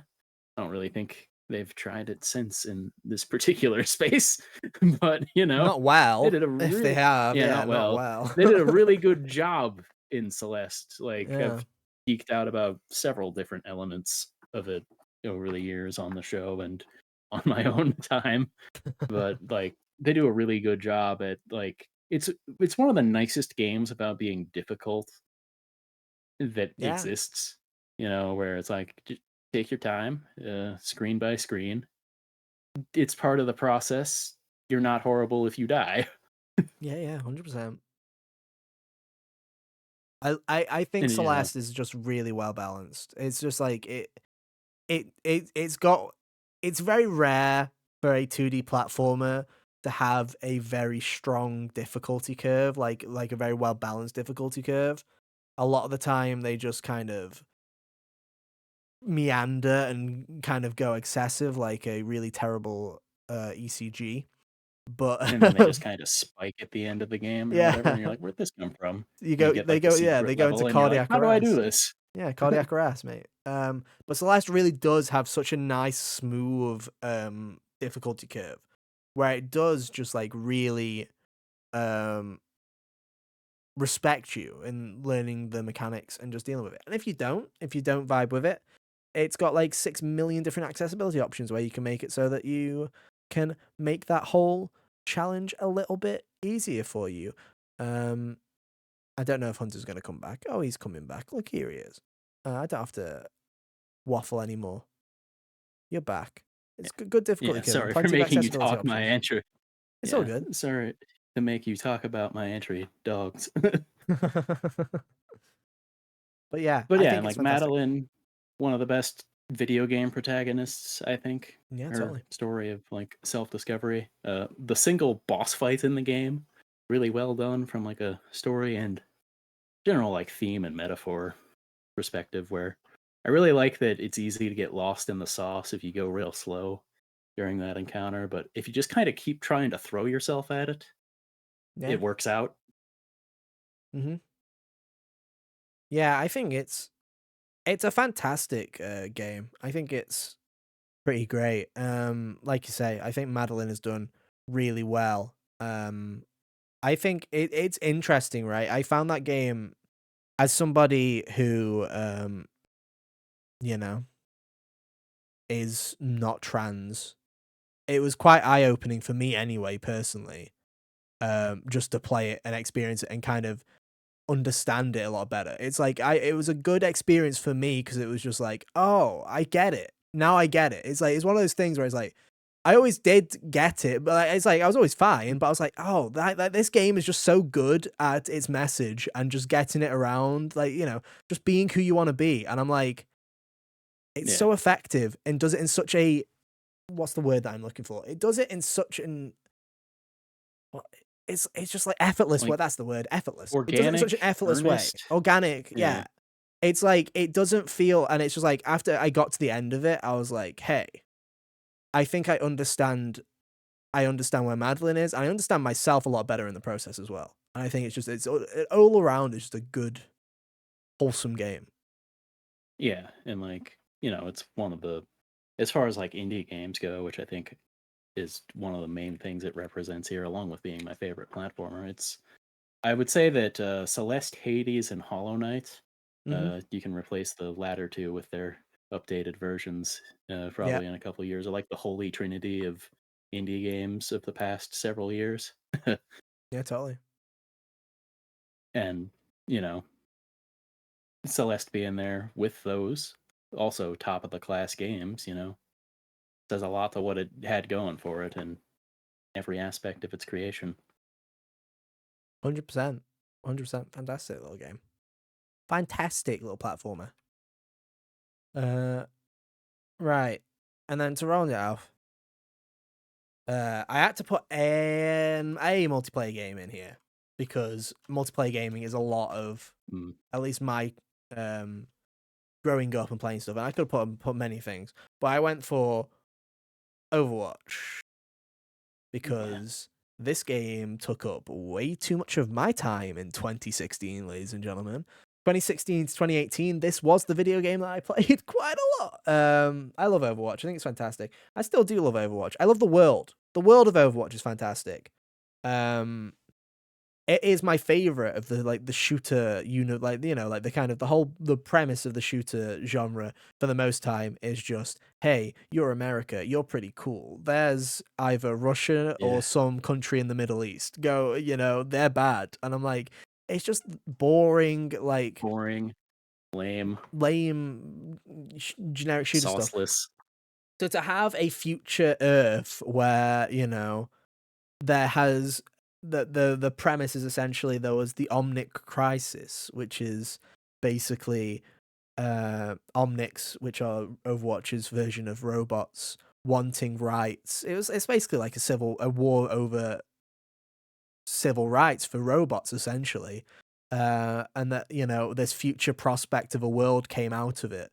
Uh it's a very optimistic and a very positive world to be in. And I feel like, we kind of need a lot of that now. You know what I mean? It's like Celeste, where Oh, it's like, definitely. very optimistic. Um, and I'm glad it came out when it did. That's the thing is, it's like very similar to Celeste in when it came out, like 2016, 2018 kind of like time period was, a very optimistic time. There were a load of optimistic video games coming out. And now I feel Yeah. like, where we have taken almost a step back in the world a little bit, it's nice to, still have games like Overwatch and have games like Celeste and Hades and, Yeah, a Hades is a good bunch, one. Stardew Valley is another one, all these comfort games that, are just nice, positive places to be. I think Overwatch is a fantastic game. I think it's my favorite hero shooter for sure. But it is just that universe. I just love those characters, and I love the animations that they do every so often. I have cried over multiple Overwatch shorts because they're so good. Why there hasn't been a film or a TV Yeah. show, have no idea. Um, it still needs to happen, Yeah, I've but always thought the world of this game was really cool. Like, I would look at it so often and be like, man, I wish you were like any other kind of game. yeah. But I've Because put I like did think yeah, the world was cool, but I've but put like shooters, yeah. especially team-based ones, aren't my thing. And solo queuing, it's a nightmare, and I'd never. To be honest, solo queuing any multiplayer game, I never wish that upon anybody, to be honest, let alone Yeah. Overwatch. Yeah, so, but I've got so many memories in uni playing it with friends. It was a lot of my friends as we moved away to different universities and to different places. It was the thing that we would still play and hang out and talk about. For the whole time I was there, essentially. I've put well over probably 2,000 hours into Overwatch, and I adore it a lot. It's fantastic. It's brilliant. And like I say, I just love the world. I just sit there and it's crazy. Obviously, I haven't kept up with it as much as I used to. I haven't really played that much Overwatch 2 probably in the past 2 years, so I don't really keep up. But every single time I just see a new character that they add, I'm just like, oh, it almost makes me want to go back every time. I'm like, oh, they just know what they're doing and they know what they're doing. You know, it's like I Yeah. see characters like Juno, who Xanth who plays Haru, Oh, yeah. and I just I see her, I see like Mauga, I think his name is, who looks like the guy from Moana. Um, he's literally like Dwayne the Rock Johnson, but he's got two dual miniguns, and it's like you just see stuff like that. Um, More accurate to The Rock than Moana is. yeah, true, very true. Or there's like you see the new characters like Freya, and you see like the Scottish guy Caustic. I don't remember what his name is, but I just see all these characters. And I'm just like, I just love the world, and I love that it's still going. And it's Overwatch seems to be in a bit of a golden era again at the moment. So fair play to it. Long may it prosper. I'm much happier with Overwatch existing than like It other does seem games. like the threat of Marvel Rivals did get them to, you know, hunker step down up a their little game. bit. Yeah. Yeah. And it seems to be in a Funny better how state than that'll Marvel happen. Rivals. So Yeah. fair play to him. Fair play to him. But no, I'll always love Overwatch. This is basically a paperweight though now, obviously, because they've moved to Overwatch 2 and this game doesn't technically exist. So this is just a sentimental thing. But hey ho, what can you do? Well, there you go, ladies and gentlemen. 20 games to know us. Can you remember them all? Let us know in the comments. What are your 10 games? Tell me right now. What should we play if we want to know you? Yeah, what should we know? Yeah. And why are you wrong? So, like, Because they should all be yeah. So Some the thing I was sicko's going to gonna be in the comments pose that's like if Danganronpa we 1, need, Danganronpa 2, Danganronpa V3, Danganronpa Ultra Despair Girls, Danganronpa 2 back-to-back 4x4. oh yeah, the thing I was gonna pose if we like went through our thing quickly, which funny that, but was gonna be like making one for the show itself. Because Oh, yeah. I think the answers would be different in some situations, Well, yeah, the games of the show. Yeah, like games to get the know of the Yeah, get to know the podcast by would be a podcast. little. Yeah. I could probably guess a couple of them are on there, like pretty Yeah, but easily. I don't know. But Maybe we could think of that for another maybe, episode. maybe, yeah, maybe we have to come together and think about what we've done. But alas, ladies and gentlemen, that'll be for another time, I think. Yeah. I think I did put the links on screen already, so you can go follow us. I'll do it again. Just say, hang on, Hunter. There you go. Do your thing. There you go. He has to do it. He'll be disappointed if I don't let him. You can go follow us on socials if you want to keep up to date with what we do outside the podcast.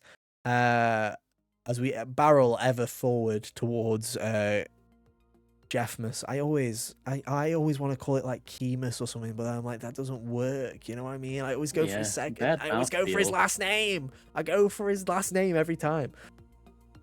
I don't know why. I feel like if you call somebody by their last name, it's like you're telling them off. You know what I mean? It's like it's a bit more of a threat. Whereas Jeff is just like it feels like we're chummy with him or something. And I want to make it clear, we're not. We're not. Oh, goodness me. But I've got nothing against him. I'm sure he's a pretty swell guy. We don't know him. Yeah, I don't know. He's never been invited. We're not sending him Christmas cards. Not yet, anyway.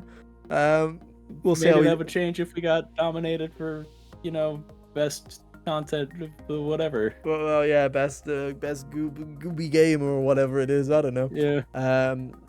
Yeah, who knows? But fraud. Hey, we're barreling ever forward with more games coming, so make sure you hit that subscribe button and follow for more. I love saying the buzzwords because it never works, but hey, at least you can't say I'm not trying. Next week, who knows? Probably another topic episode. We'll find out. It'll be fun. Anyway, that is all for this week, ladies and gentlemen.